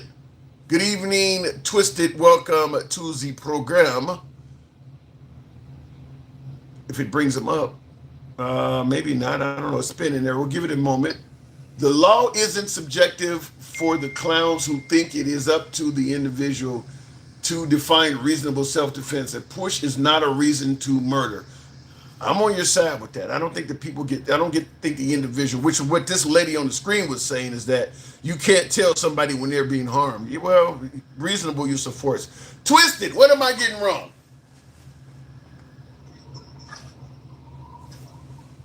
I guess Twisted is not there, so we'll move it on. We'll go to a pimp named Furback, another one of my subs. Good evening, Pimp. What am I getting wrong, Pimp? What's up, Tim? How you doing, brother? You know what I say, just hanging around like Al Sharpton at a Klan meeting. So, what am I getting wrong this evening?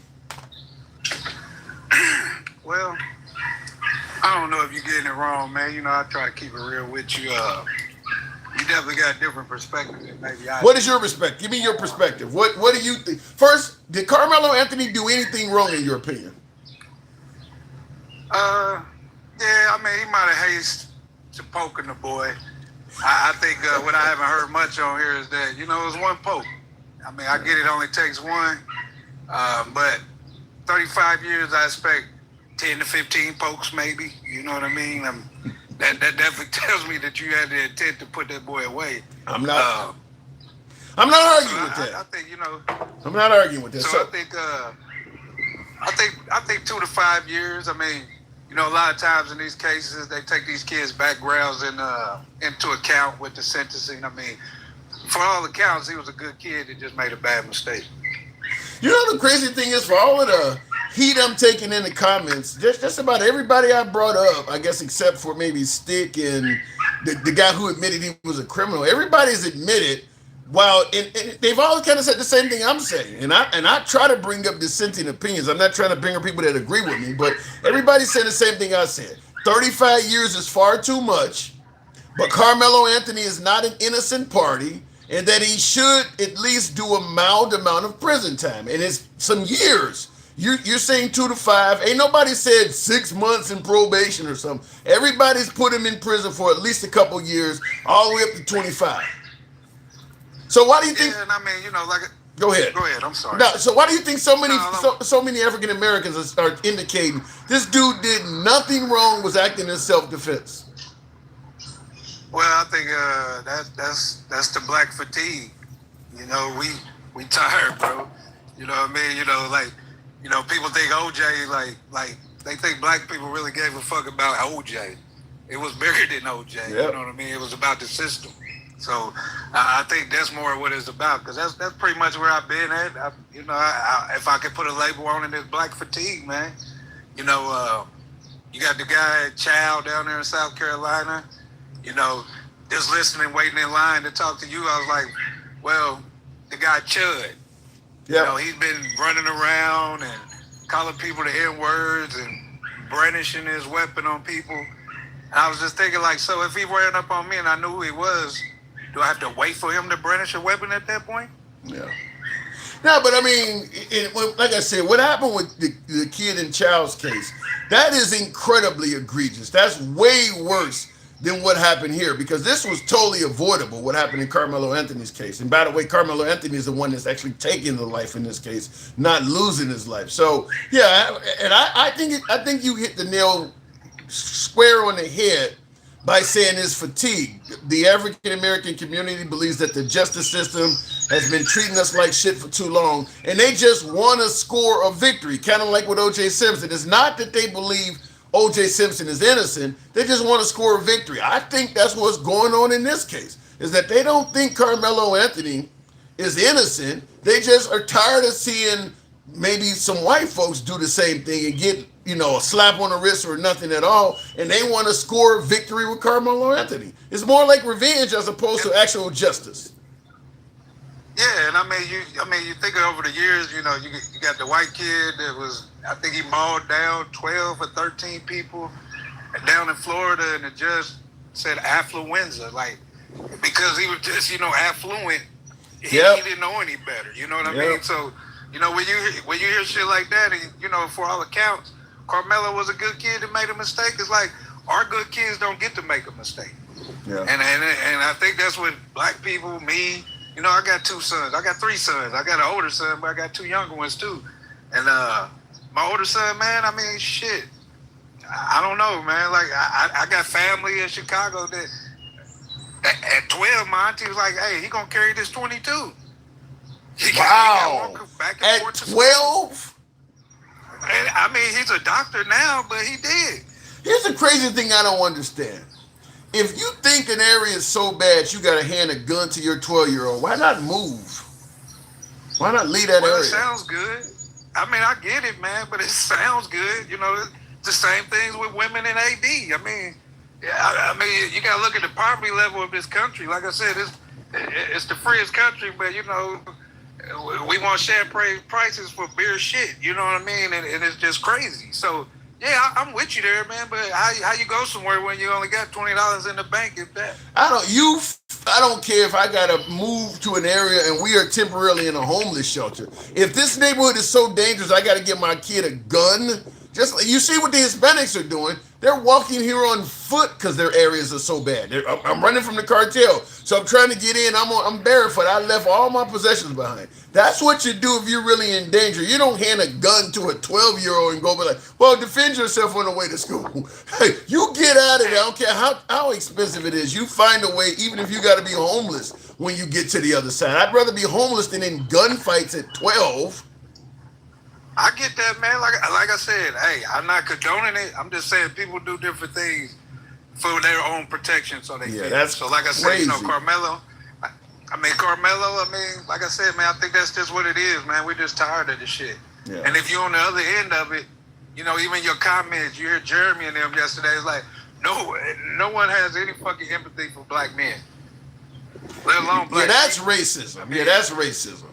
There's a lot of racism in it. Because I know damn well that if this was two white kids or two black kids, the drama and the outrage over this would be significantly more mild. Or if Karmelo Anthony was a small white kid that stabbed stabbed one big black dude that had other big black friends, the same folks that are saying Karmelo Anthony should fry would all of a sudden be sounding like my guest in the comment section. It was self-defense, and they would be taking the whole opposite of what they're taking now. And I mean, Karmelo, if he didn't jab him and he pushed him down the bleachers and the boy broke his leg or broke his fucking neck, I mean, he can't win. You see what I'm saying? So, well, if he shoved Karmelo, you talking about if Karmelo Anthony fell and broke his leg? Yeah, or the other way around. Like I said, I think Mike and Quinn, they came up here. I mean, I played sports. The last place you want to get in an altercation is on some bleachers. Yeah. That's all I'm saying. Yeah. But I don't know. The minute you feel like you got to pull out a knife, just walk away.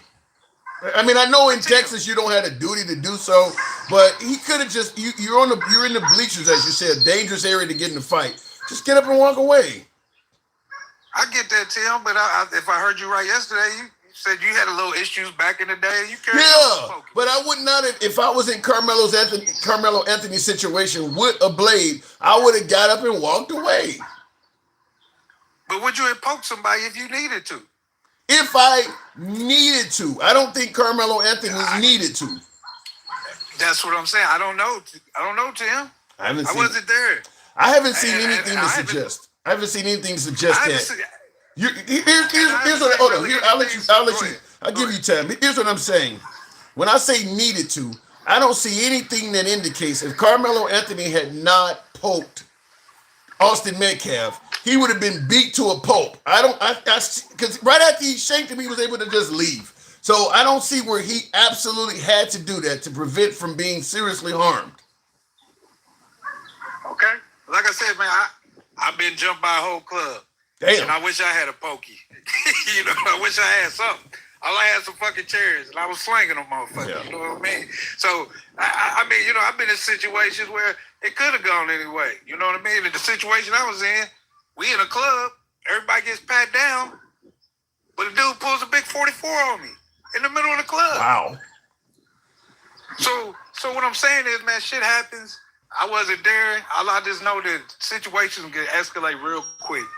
And like I said, I know right now, I bet everybody wish they could do it over, but it's like most things in life. You don't get redos. No, so, like I said, man, I feel for Karmelo and his app and his family, but if I could put a thing on it, it's black fatigue, man. We just tired of not getting the benefit of the doubt, man. Like I said, if all accounts, this is what you want your kids to be. And if he can't make a mistake and have to spend 35 fucking years in jail when you got other kids, and I wasn't even from Texas, but I heard scumbags say that was more egregious and they gave that guy 2 years. Yeah. Yeah, 35 years is insane. I mean, I do believe he should do some time in jail, just like you said. So he still was going to be a felon at a young age, but 35 years is ridiculous. I mean, I'm thinking 6 to 10. Because you did kill somebody. You did something that you didn't have to do when somebody is dead. They don't get their kid back. We're arguing about whether or not he was sentenced. No matter what, he will one day be a free man. Austin Metcalf will never be back. So no matter how bad we think he's being treated, they can still go see him. They can still write him. They can still talk to him. Austin Metcalf is gone. And I agree. But we can't always look over the fact that the other kid, his life has changed dramatically too. Right. So whether he's here or not, I mean, unless he's a stone cold person, I learned a long time ago running these streets that it's a very few that can really take a life and then go eat some breakfast. True. Most people are never right or the same after doing that, whether they had to do it in self-defense or whatever the case was. Most people just don't take a life and their life is the same after that. Yeah. So I think there's two people that, they're missing their son and he's never coming back, but the boy they had before he poked somebody, that kid's never coming back either. Yeah. it's a sad state of affairs. I mean, it's a life lesson to anybody who lacks de-escalation skills, because both of them, Austin Metcalf and Carmelo Anthony, if either one of them had tried to de-escalate, this doesn't happen. I mean, just because somebody has escalated a situation with you don't mean you got to return the same energy. If either one of them had de-escalated that situation, this doesn't have the same outcome. But what's so crazy is, there's more of an uproar, I feel, on the other side of the aisle about one kid, but you can wipe out whole floor, whole first grade, a whole third grade, and it's thoughts and prayers. Yeah. I mean, like I said, man, we're more worried about people coming over the border. And I told you before, I don't give a damn about that border, because what we see every day is not those people from the border just fucking on the news wiping out shit. We need to fuck around. Yeah, you get no argument. That's hate. I can't look. Some of the border stuff is hate. I can't argue with you on that, because the way the right portrays immigrants, you would think they're all rapists and murderers eating pets. So yeah, some of that's hate. I can't argue with that. But and all I'm just saying is, man, with all this two-way and stand your ground and states' rights and this and that, this ain't gonna be the last. Nope. There's gonna be more of this shit. Yep. And I mean, and it just don't stop, man. So, miss me with the, you can stand your ground. Y'all want to give teachers pew-pews and shit. Why are we surprised that we have this shit going on? You say de-escalation. Why? No one else is doing it. Well, because if you do not de-escalate, pointing out that nobody else is doing it, you could either end up like Carmelo Anthony or you could end up like Austin Metcalf. That's generally what happens when you don't de-escalate situations. You're gonna end up like one of these kids. But what I'm saying is, even as adults, I could be responsible for my house. I try to do what I can for mine. But I'm saying, even as adults, we don't want that. If we did, we would move accordingly. Yeah. You know what I mean? And I know you hadn't talked about the guy, but we got a fucking toddler in the White House that as soon as he gets mad, he wants to fucking throw a temper tantrum. Yeah, if he had a pokey, he probably would have poked the little chick after she said, "Hey, answer the question." Well, he's poking. What the fuck? He's poking Iran right now. We're bombing Iran this evening, so he's poking Iran. I gotta move it on, but you're right. Trump, toddler is probably the best synonym you can give him. Hey, man, I appreciate it, but like I said, man, and I'm gonna get up off here, best show as usual, tap the screen, share the live. But this is black fatigue, people. Ain't that shit the right was talking about? This is black fatigue. I agree. You, I actually agree. That's exactly what it is.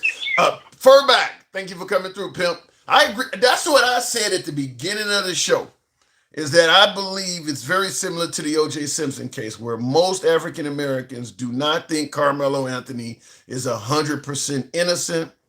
But in their opinion, they've seen folks on the other side get away with shit so long that they just are happy. One of our guys saying that one of our guys should be able to get away with it too.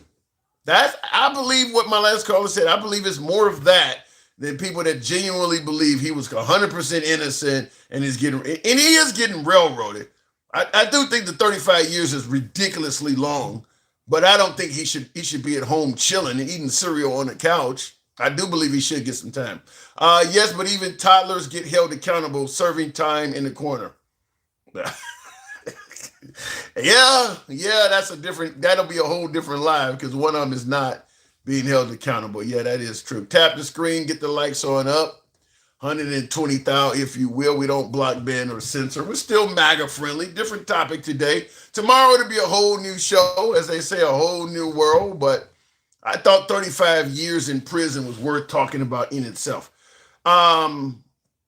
The side topics that we haven't gotten into is that, the Iranians shot down an Apache, and the two pilots of the helicopter, the military copter, were rescued by a unmanned drone in the Strait of Hormuz. And of course, Trump has responded in kind by retaliating against the Iranians. But Trump is on television today saying it's going to be a measured response. So it's pretty clear all of that talk about a whole civilization will die tonight and blowing them back to the Stone Age was a bunch of bluster over nothing. Trump actually does not want to really mix it up with the Iranians. It appears that the Iranians want smoke more than Trump does. Trump wants to do a little bit of shit from the air, but he don't want to put boots on the ground. The Iranians sound like they want boots on the ground. They actually want that to happen. So it's making Trump look pretty weak in regards to this conflict. It's actually making him look weak because he ain't made them stand down at all. And as I talked about on our show yesterday, Trump is on record since the Iranian war began saying that we're close to a deal with Iran. He said that 37 times. We're real close to a deal with Iran. He said that 37 times. And they just bombed Israel and took down an Apache copter in the last 36 hours or so. He ain't never been close to a deal with Iran. It's pretty obvious. He's been saying they're begging for a ceasefire the whole time. Look, I was going to tell you, with him saying that Iran was about to get a nuclear weapon, and if he didn't attack them, they would have used it by now. He's said so many things that are false or inaccurate about the Iranian war. I'm astonished why my beloved MAGA believes him on the nuclear weapon stuff. They're begging for a ceasefire. He blamed the bombing of the schoolgirls on the Iranians. He is not being honest. I think that's pretty fucking clear. He is not being honest about what's going on in Iran. So why would you believe him on the nuke stuff?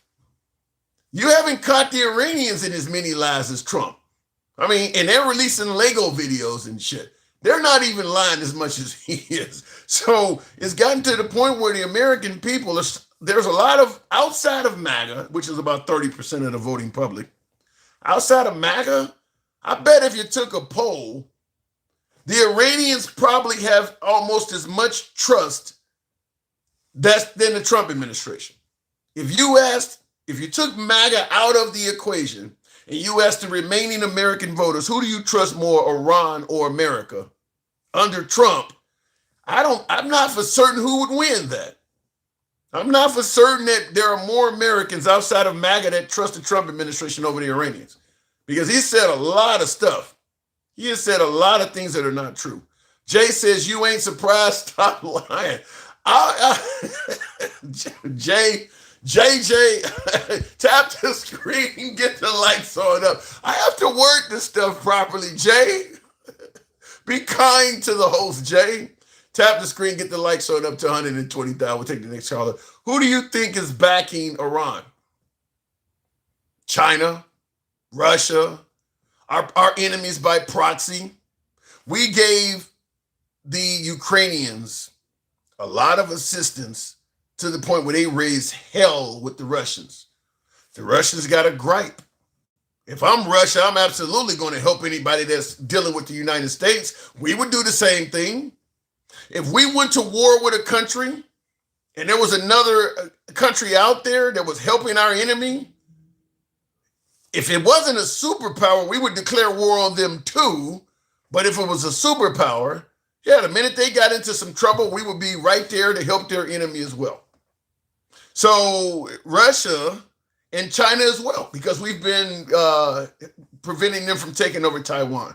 So both China and Russia are absolutely going to run to the Iranians' aid, weapons, intelligence, whatever you want to name. You know, they're going to be helping them out. Guaranteed. They're going to purchase oil from them, make sure they get extra money, all of that. So it is what it is. But I think Trump is really looking weak, in my opinion, on Iran. Not much is being accomplished. By the way, there are as a military channel I watch, a couple former F-14 pilots, and they interview generals and admirals and shit. Apparently, we're running short on weapons. We fired so many Patriots, knocking those drones out of the air. We fired so many Tomahawks. Apparently, it's going to take between 3 and 5 years for us to replace all the shit that we've been using in these wars, mainly in Iran, but we used some of that shit in Venezuela, and now he's threatening Cuba. We've used so much shit under Trump. We bombed, since Trump has been in office, Syria has been bombed. Yemen, we've dropped bombs in Yemen. I believe some of that Palestinian stuff might have been us. I said Nigeria, Christians in Nigeria, they bombed there. Obviously, Iran has taken a lot of bombs. Venezuela, there's a little bit with the boats and shit off the coast of Venezuela. I mean, he's used a lot of ordnance He's used a lot of weapons in a short period of time. In fact, I saw an article that said we have used more of our Patriot interceptors, and those things ain't cheap. They're hundreds of thousands, I think, each. We've used more of our Patriot interceptors protecting Israel from getting hit with bombs than Israel has used to protect its own country. 3 to 5 years to replace all that shit. So we're kind of vulnerable right now. If something breaks out with another country, we don't have a lot of shit to go shock and awe right now. We're kind of that's why they're asking for 1.5 trillion for the military budget to build all that stuff back up that he's been blowing up and using. But that's a different show that will end up coming up. Looking in the comments, Karmelo to Iran put a 1 in the chat.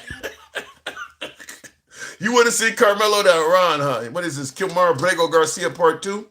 Going back to the box, Kareem the Dream. Good evening, Kareem. Welcome to the program, if it brings them up. Exactly, we ain't got a lot of shits because Trump wanted to spend $1.8 billion to pay wrongdoers. Yeah, we're running short on military ordnance is what I'm hearing. Wow.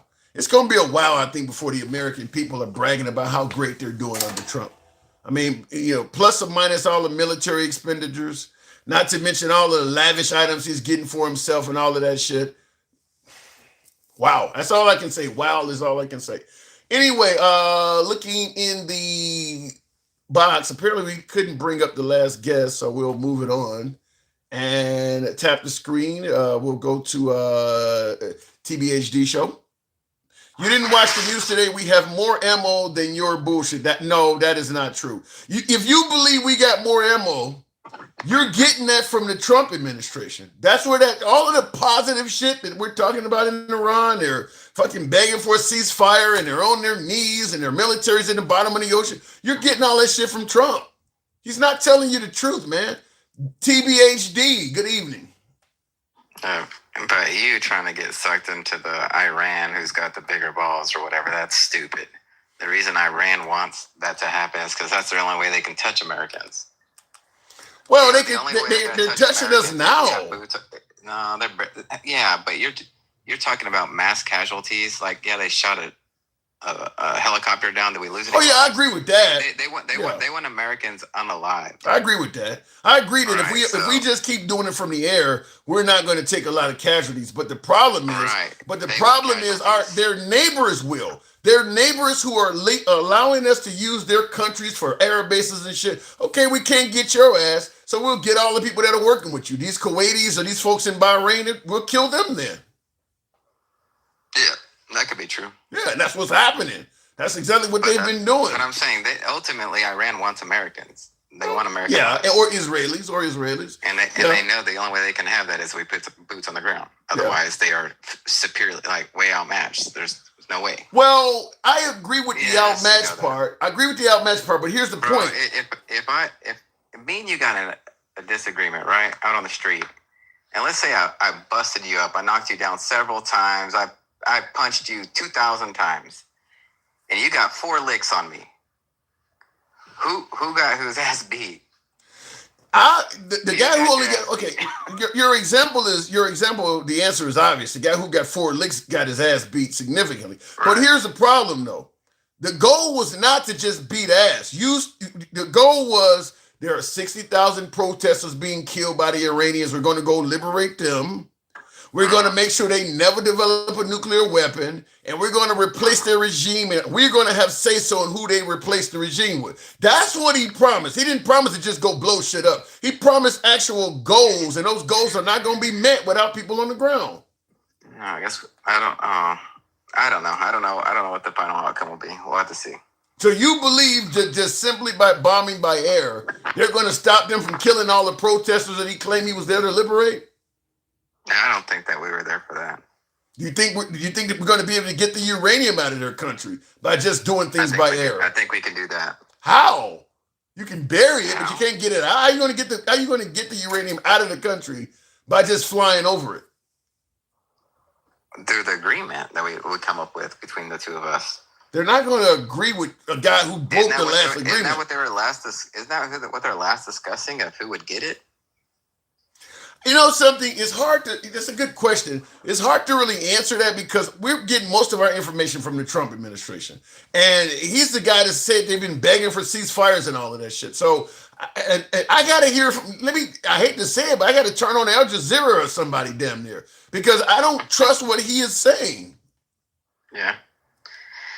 Yeah, I don't know. I mean, I guess we'll see with that. What about regime change and we get to control who they put in? That was another one. We have regime change. Like his kid? Yeah. That's regime change? I mean, like, if America was attacked and Donald, Rubio, Pete, Vance, they were all wiped out, of course, we're going to bring somebody else in. We're going to have a new president, new VP, whatever. We're going to replace it. Yeah, but would we consider that a regime?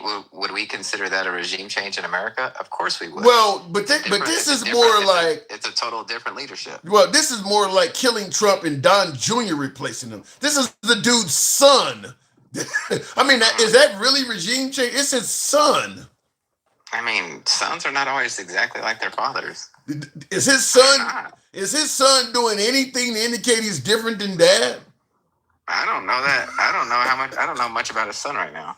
You know his son ain't working with the United States. I know his son's not walking is what I'm hearing, but I don't know. Well, you know under his son, Iran is incredibly resistant of the United States. They're still bombing us. Just shot the country with no military, just shot down an Apache less than 48 hours ago. So they fired missiles at Israel less than 48 hours ago. The country with no military doing this. They have a military. Well, that's what Trump said. They have a military. That's what Trump is saying. Yeah. They have a military. I was really up here just talking about Karmelo. Talk to me. What you got? Talk to me. What you got? I think that you were smart with what you're talking about, like the revenge aspect other than justice. Do you understand it, though? Yeah, I understand it, but I'm just saying that's a sad place in America where one could see, a life be taken and then say, I don't care. All I want is revenge for this. Let's allow injustice to take place. Well, I don't disagree. That's a sad place in society. I don't disagree with you, but to me, the sad place in society is the fact that we allow so many black lives to be taken with no concern to the point where they feel like they need revenge.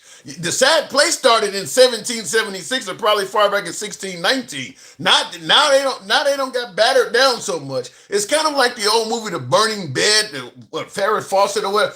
Okay, you don't beat her down so much.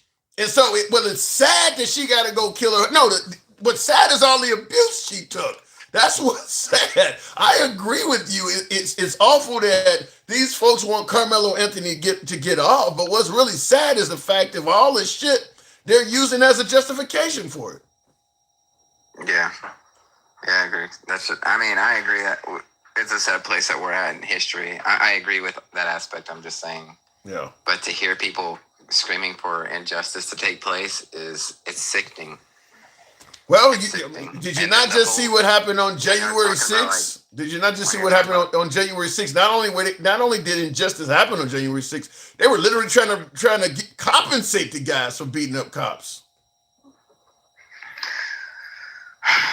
I don't want to get into that either. Well, come on. So you really think those folks should be compensated? I'm not trying to put on my tinfoil hat and say what I did. You already got I see Reynolds wrap all over your head from the way you side. Yeah, I ain't trying to get into all that either. You already in it. I don't believe it all, bro. I don't believe that the government wasn't involved with all that. I ain't trying to get your live flagged or my police on all that. But the Karmelo stuff is much different, bro. Like, and you know that. Like, to say that this kid should get, I just heard y'all a while ago, 2 to 5 years? Are you out of your mind? 2 to 5 years. And I think that, when y'all were saying that, in my head, I said, I think that has to stem from that y'all still believe that he's innocent. No, it stems from guys like you. It has to. There's no way that you could have heard the story that was painted and say that all he deserves is 2 to 5 years. Because what I'm thinking is, if I'm Metcalf's dad and I hear that this kid is up here calling him a bunch of PUSS that ain't going to do shit, and just antagonizing them to the point of, and then I hear that my son's like, hey, I'm not going to fight you here at a track meet, trying to de-escalate like you had mentioned prior, and it continues on to the point of he gets shoved and a life is taken, and then you say, oh, well, hold on. He should learn. Here's what I don't get. 5 years. Here's what I don't get. You can see all of that.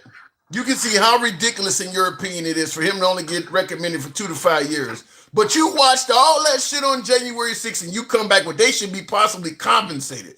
I don't understand it. I don't get it. I didn't say they should be compensated. You didn't say they shouldn't. Well, I didn't say they should. You didn't say they shouldn't. Well, I don't think they should be compensated. Okay, so you think Trump was wrong to indicate he wanted to give any of them money? I don't agree with Trump. Okay, all right. It was like pulling teeth to get that out of you, though. No, I didn't mention whether I supported that or not. I just said I didn't want to get into January 6th. All you had to say was that's crazy. You had no problem bringing up the 2 to 5 years was ridiculous. But the compensation thing, well, I want to hold my opinion. I don't want to get your life taken down. Yeah, well, I didn't want to. Yeah, you're right. I disagree with Trump on that. There's many things I disagree with Trump on. How much time do you suggest Karmelo Anthony should receive? His youth. So, let's say... His youth is over with already. Huh? His youth is over. He's 19. Oh, yeah. Well, I'm saying just because due to the sentence, but if you are giving him the leniency where dude's going to be back right before he turns 21 or something, he's still going to be able to go party at the bar at the age of 21 or something. How much time? Wild. How much time we talking? Huh? Yeah, I'm saying probably minimum time served, 20 years. A life sentence. That's not a life sentence at all. He'll get out. He'll have a family. He'll do a lot of things that, obviously. No, 20 years. 20 years is a life sentence in many states. I'm just saying that's what it actually is. There are some states that they give you life. That's 20 years. Yeah, well, yeah. I think 20 years is. He took a life, bro. I don't disagree with that. So he took a life. So if he loses his youth, I think 40 years old, you still get the second part of your life, and you had your first. You only really got a quarter of your life taken away from you. You were free from 0 to whatever 18. You're gone. For a quarter of it, now and he could utilize that time for a lot of things that people usually, like men or people in general, learn so much from the age of 18 to 40. If he utilized his time correctly, he could come out and be a member of society, do well. I don't know. I think the 20 years is, in my opinion, I don't think that is ridiculously unreasonable like I think 35 years is. I would probably say 10 to 15, but I don't think, because you're right, he did take a life, and I don't believe it was self-defense. I do believe Karmelo Anthony did a lot of optional shit. I think he chose to kill when there were other options, or chose to stab. I don't know if he was trying to, I don't want to say he was trying to kill the guy, but he did choose to stab when there were other options. So 20 is a little bit above what I would say, but I think that probably is kind of close to reality because he has to do half of this 30. What do you think he'll actually serve with him being eligible at 18? How many think he's actually good? 20, 20, right? He has to do half of 35, and then after that he can be up for parole. See, then the sentencing's right. Say that again? Then the sentencing's right. If he's going to be eligible at 18, and we think that he's going to get out of 20 to 25 years, it's right. You give or take 3 years. Yeah, because if he does 18 years, about whether the sentencing's too much. No, because you're looking at if he never did right, or if he was acting up in the system where he could never get out.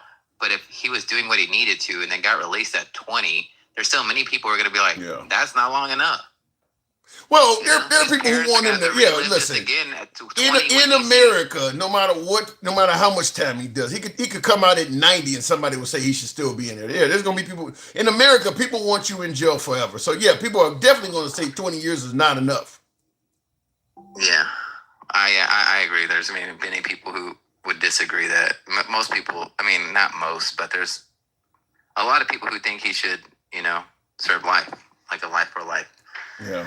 You and I are not totally off on this. The only thing you threw me for a loop was you looked at what happened with Karmelo, and you can clearly see it was not self-defense. But then your response on January 6th threw me all the way for it because that was on that. There's more of that on video than this shit, and you're up in the air on that. So I don't get that. But in this case, I agree with you. January 6th stuff is, I don't know, bro. I mean, like, yes, there were some bad areas, and then there were some very, like, walking down the aisles nonchalant, like, where what is going on?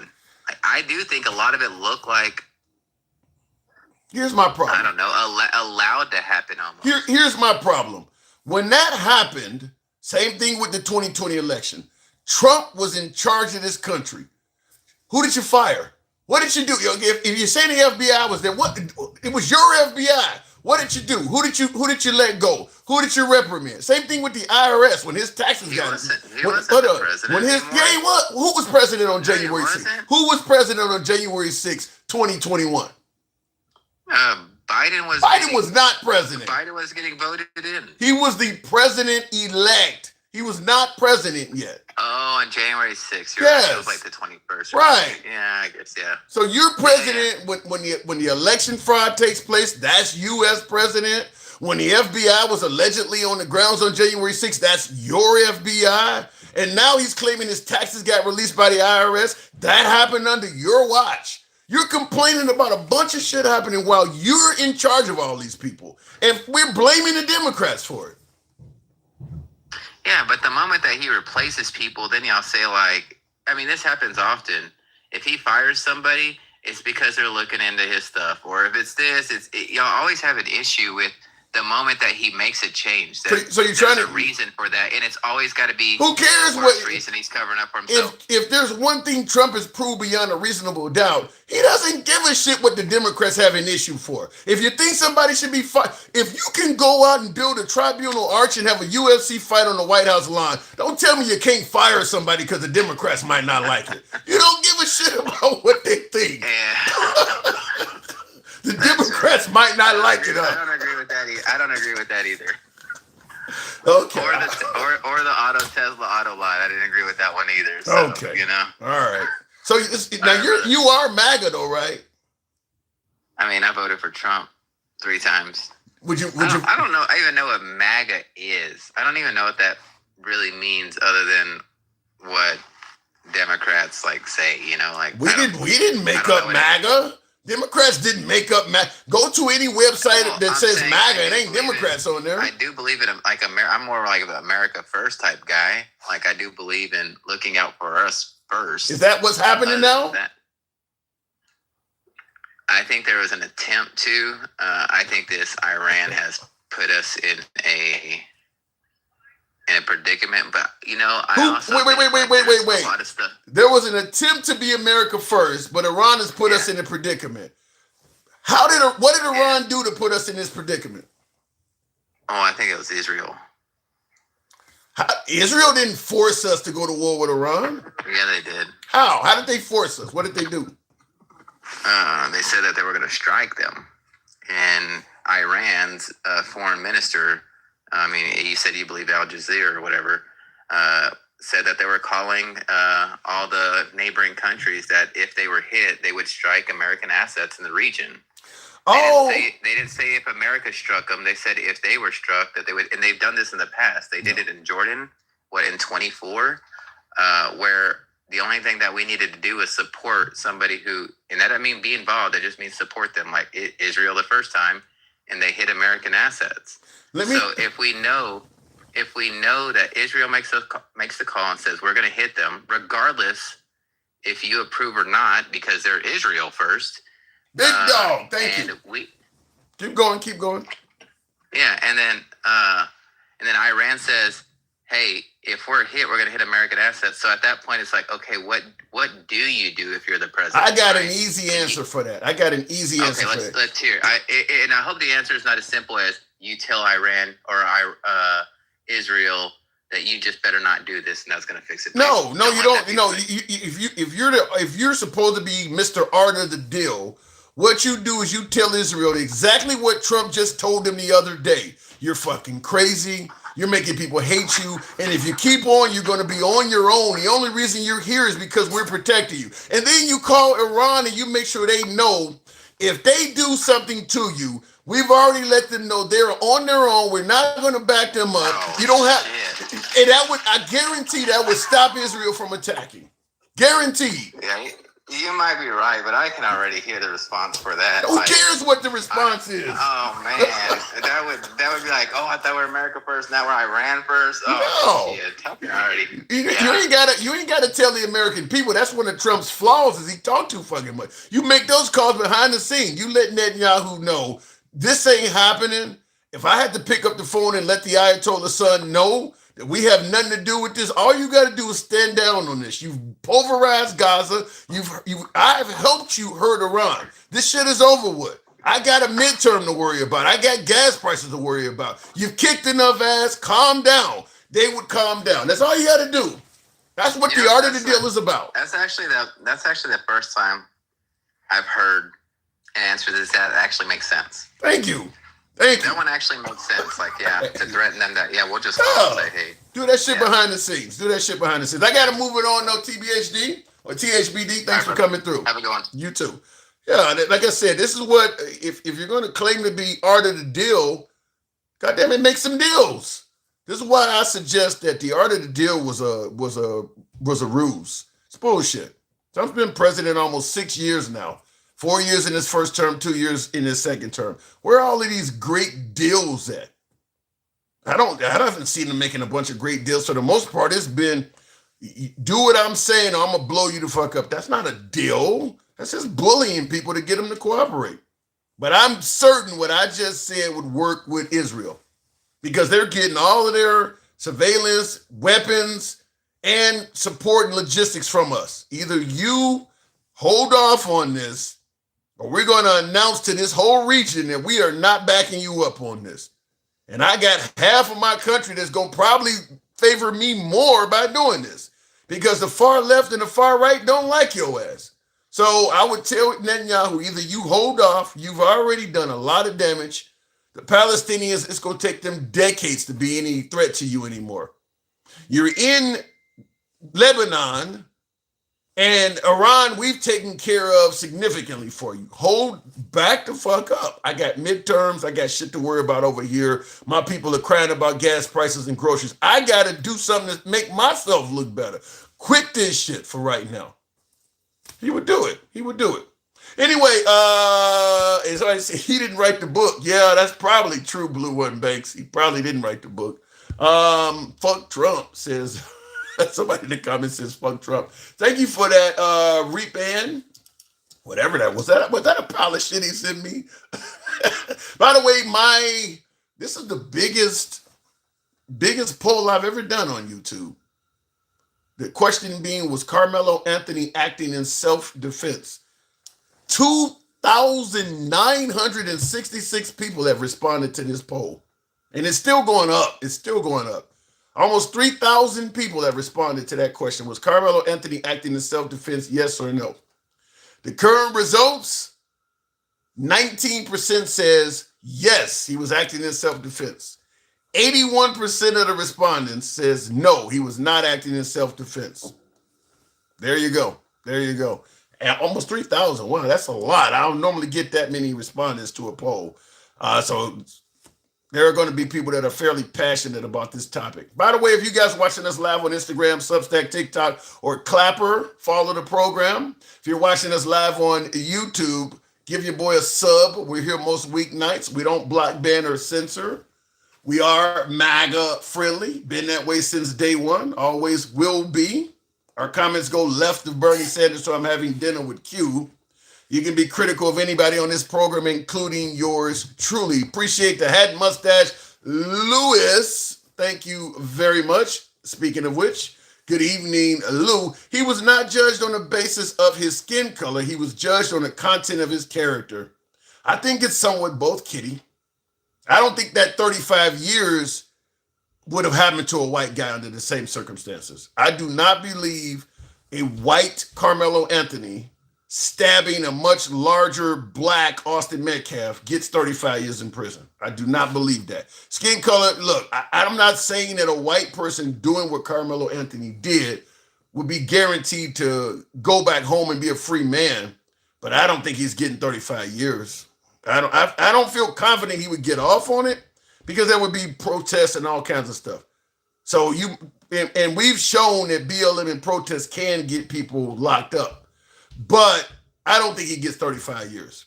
In fact, I think if Karmelo Anthony appeals this, that sentence may be dropped. Lewis, good evening. Because 35 years is a lot. Lewis, good evening.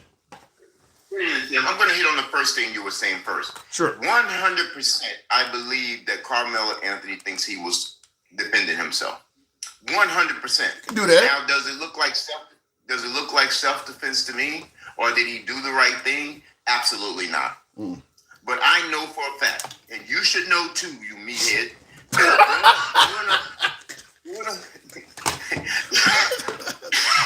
You sound like gangster grandma. Go ahead. Growing up in people of color's families, that they tell you somebody put their hands on you, you put your hands on them. Yes. And that's what he should have did. Now I'm gonna tell you something. Here's another fact. The knife that he had was not for protection. That knife was. You ever ran track? No.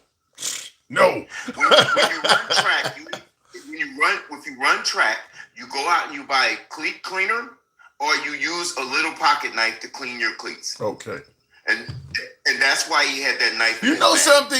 You're not the first I've heard say that about the cleat cleaner. This is why I believe he should have been on the stands, because that would have came out. Because a lot of people are looking at this guy. I think he's a wimp, and they thought he would break down and make things work for himself, and that's the only reason they didn't put him on the stand.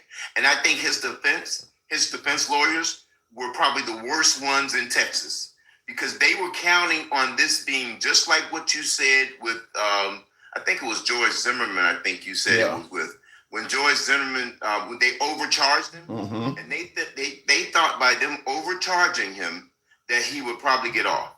That may happen on appeal. That still could possibly happen. And I don't think he'll get off. I think it will be thrown out, and I definitely think the sentencing will be reduced. There's no question about it. So then let me ask you what I've been asking everybody else. So it's pretty obvious you don't think Karmelo Anthony is 100% innocent, correct? Absolutely not. How much time? I say he should have gotten probably 7 to 15.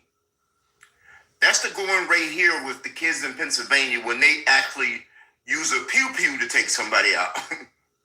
Yeah. You follow what I'm saying? Yeah. And so they are shooting at people. People say, well, they're shooting at people to shoot at them. Not in all cases. Some of those people that they take out are unarmed. My nephew shot a guy that was actually unarmed that was running away from him. Wow. What kind of time he get? 11 years. 11? Got 11 years. Yep.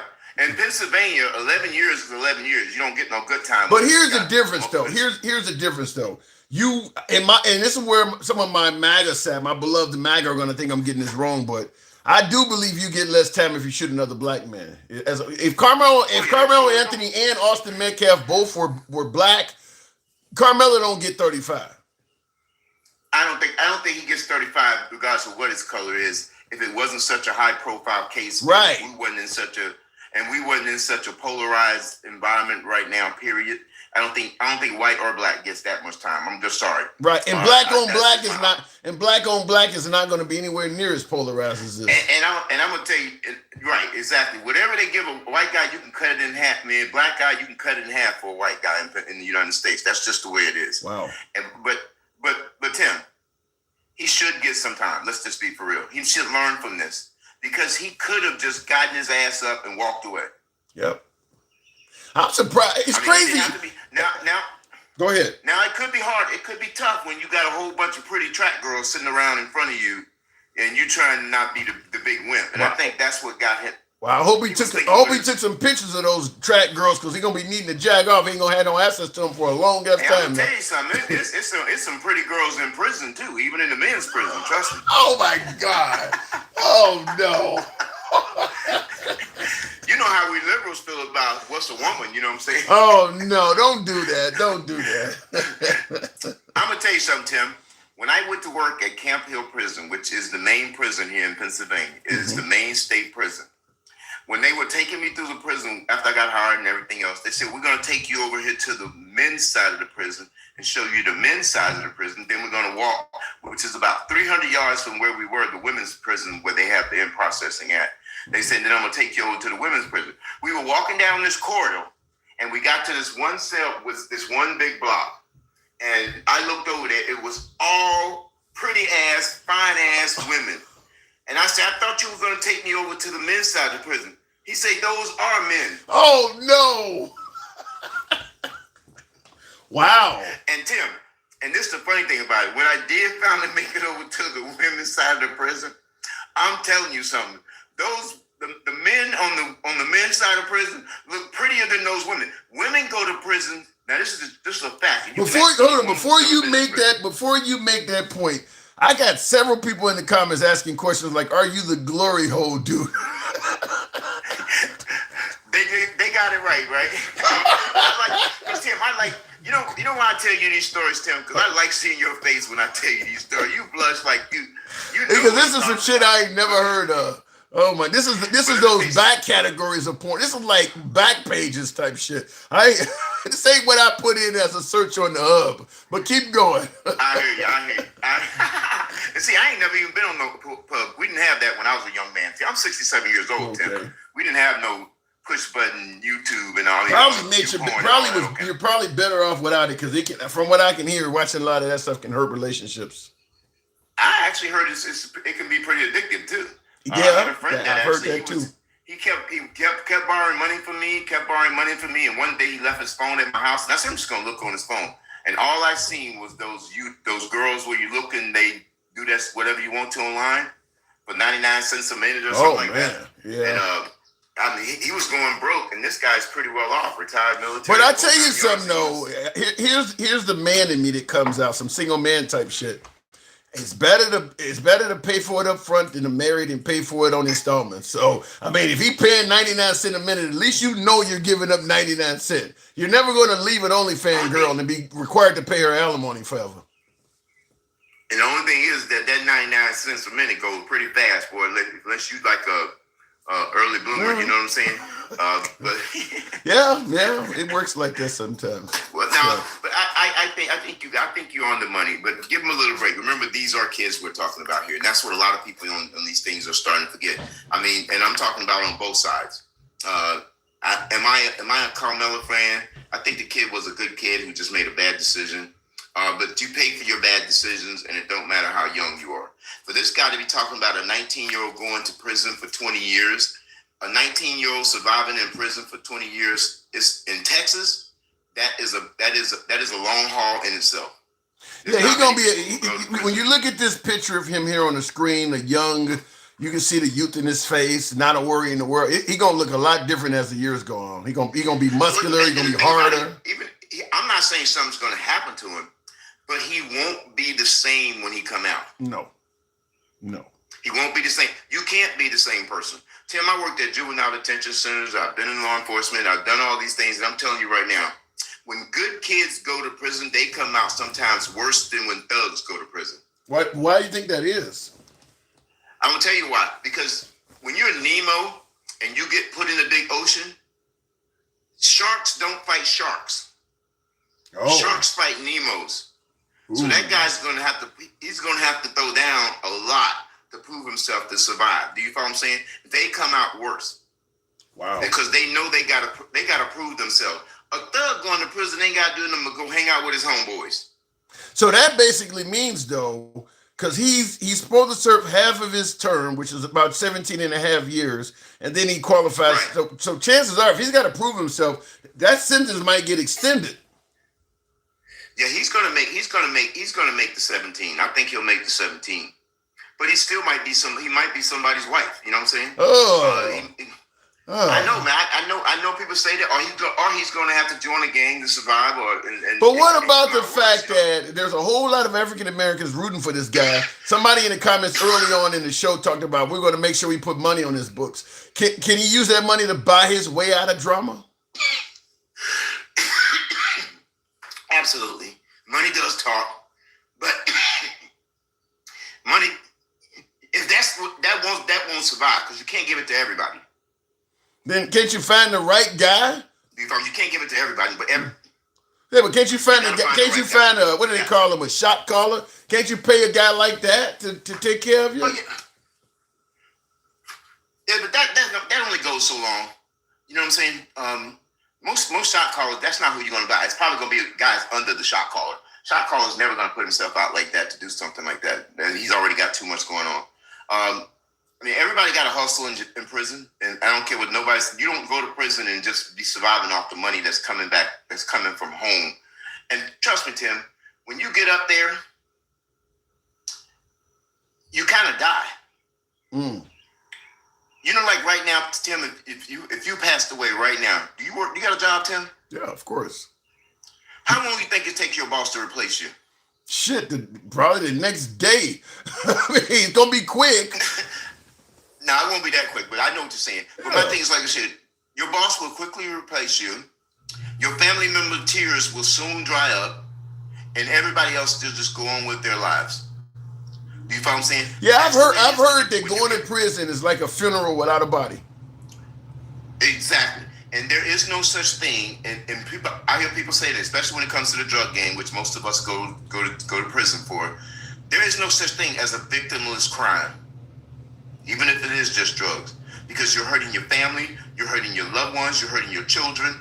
There are victims in every crime where I don't think prostitution has a victim. Yes, it does. Who's the victim? That person who's even doing it is a victim. Maybe if they're a free agent, an independent agent, how are they being victimized? Because it never starts out that way, Tim. No girl, no matter how hard her life is, start out saying, "I'm just gonna start sucking dick for a living." Actually, depends on how much you getting from the dick. I mean, I think Melania Trump made a similar decision. But my thing, you don't know when you first get into it what you're gonna get. And chances are, you probably get pimped out. Most of the girls that are out there independent, it's kind of different now because I know girls that are doing OnlyFans, and they're making hundreds of thousands of dollars on OnlyFans. So those are the girls that know how to pimp. But if you actually are a P2, you know what I'm saying, and you're actually out there on the streets, that's a very dangerous life. You know what I'm saying? Yeah. But you're right. Most of them now are just doing OnlyFans. They don't never have to even touch nobody. I don't see why people pay. I mean, to me, that's like paying to go to a steakhouse and watch the chef cook a steak that you can't eat. That makes no. If I can't enjoy it, I'm not paying for it. That makes no sense to me. Which is why I'm not a strip club kind of guy. I don't understand why you paying to look at shit. Yeah, you could do that on Tim, TV. I do agree with you, and I think people are answering your survey wrong. But one thing this is telling you is, boy, you got a loyal fan, a bunch of redneck, racist fuckers on your site. Talking about 2,000, 3,000. Yeah, you got 3,000 because you're saying, should this nigga be in jail? Yeah, he should be in jail. That's what they telling you. Yeah, I got right now that poll is up to 3,370 people. 20% says he was committing an act of self-defense, and 80% says no. So it's you wouldn't even get that much of a response if you say was JFK really assassinated. You wouldn't get that big of a response. Yeah. This is by far the biggest. This is by far the biggest amount of respondents I've ever gotten on the poll. I'll move it on, Lewis, but stay away. They know your voice now. Yeah, I love it that they do. Hey, I don't want them to think for 1 second that I'm a pervert or I like making people laugh when it comes to that kind of stuff because we do need to loosen up. And Tim, you've been overseas. We are the most stuck-uppest country in the world, especially when it comes to sex. I mean, it's just. I think we're just arrogant. Period. I think that's why it was so easy for. We have so many, and that's why we have so many problems because we're all so tight. We're all so. We just also so strong. A lot of it is Christianity and biblically based too, though. Why people are so conservative like that. No question about it. Yeah. Chris, let me tell you something. I grew up just like you. If I miss school all week, come Sunday, your ass still going to church. That's how I grew up in my house. You going to church on Sunday. But I tell you now, over 21 years in the military, being deployed 8 times, I'm going to tell you right now, I got to admit, I've probably lost my religious faith. Doesn't mean that I don't believe in the Almighty or the Creator, but I have lost my faith in religion. And number one, if you actually read the Bible, it kind of don't make no sense. If you believe a man set in the belly of a whale. Shit, kinda. It don't make no sense at all. All right, Lewis, I'll leave it at that. I appreciate it. Thank you. I'm not saying it's not good now. I'm keeping the door open just in case, though, Tim. Just Same. So you know. Same. I don't want to burn any eternal hell. I gotta go, Lewis. Thank you. All right, folks, and I do appreciate the 133,000. We are the hottest country in the world. Thanks for your attention to this matter, says Moja. And that's the problem. I think it's the American supremacist mindset, which has helped Trump out immensely. Trump has cashed in on this American supremacist asset or mindset by convincing Americans we can do every damn thing on our own. We don't need nobody on earth. We don't need any allies. Nobody can touch us. We can attack whoever we want. Trump has really cashed in on that. And I think at the end of the day, he's going to find out, along with the rest of us, that we're only a guest on this planet. I always use the line from the movie Casino with Robert De Niro and Al Pacino and all them in it, where some of you folks have probably seen the movie. It's a pretty big movie. It's Martin Scorsese's movie, but there's a scene in there where Robert De Niro's running a casino, and he refuses to rehire somebody that is related to one of the members of the gaming board because he has risen to the top and he's part of the mob. He's a made man, all this other shit. And the guy from the gaming board tells him, you're gonna find out that you're only a guest. You're gonna find out you don't have as much power as you want. You're not gonna play ball with us. You're gonna find out you don't have as much power as you think you do. And I think that's where we possibly are, is that we're gonna find out on this planet we're only a guest. These other countries do have options. We're not so high up that they have to do business with us, that the US dollar has to be the standard and everybody has to depend on what the American military says. No, they actually can band together and make a lot of stuff happen that would be to our detriment. And I think if we keep going down this path, we're going to start finding that out more and more and more. Anyhow, I appreciate you guys with the 135,000. The Knicks is playing. I do want to catch some of that game. Thanks some of you folks. If you're watching us on Instagram, TikTok, Substack, or Clapper, follow the program. If you're watching us on YouTube, give your boy a sub. We will see you folks tomorrow night.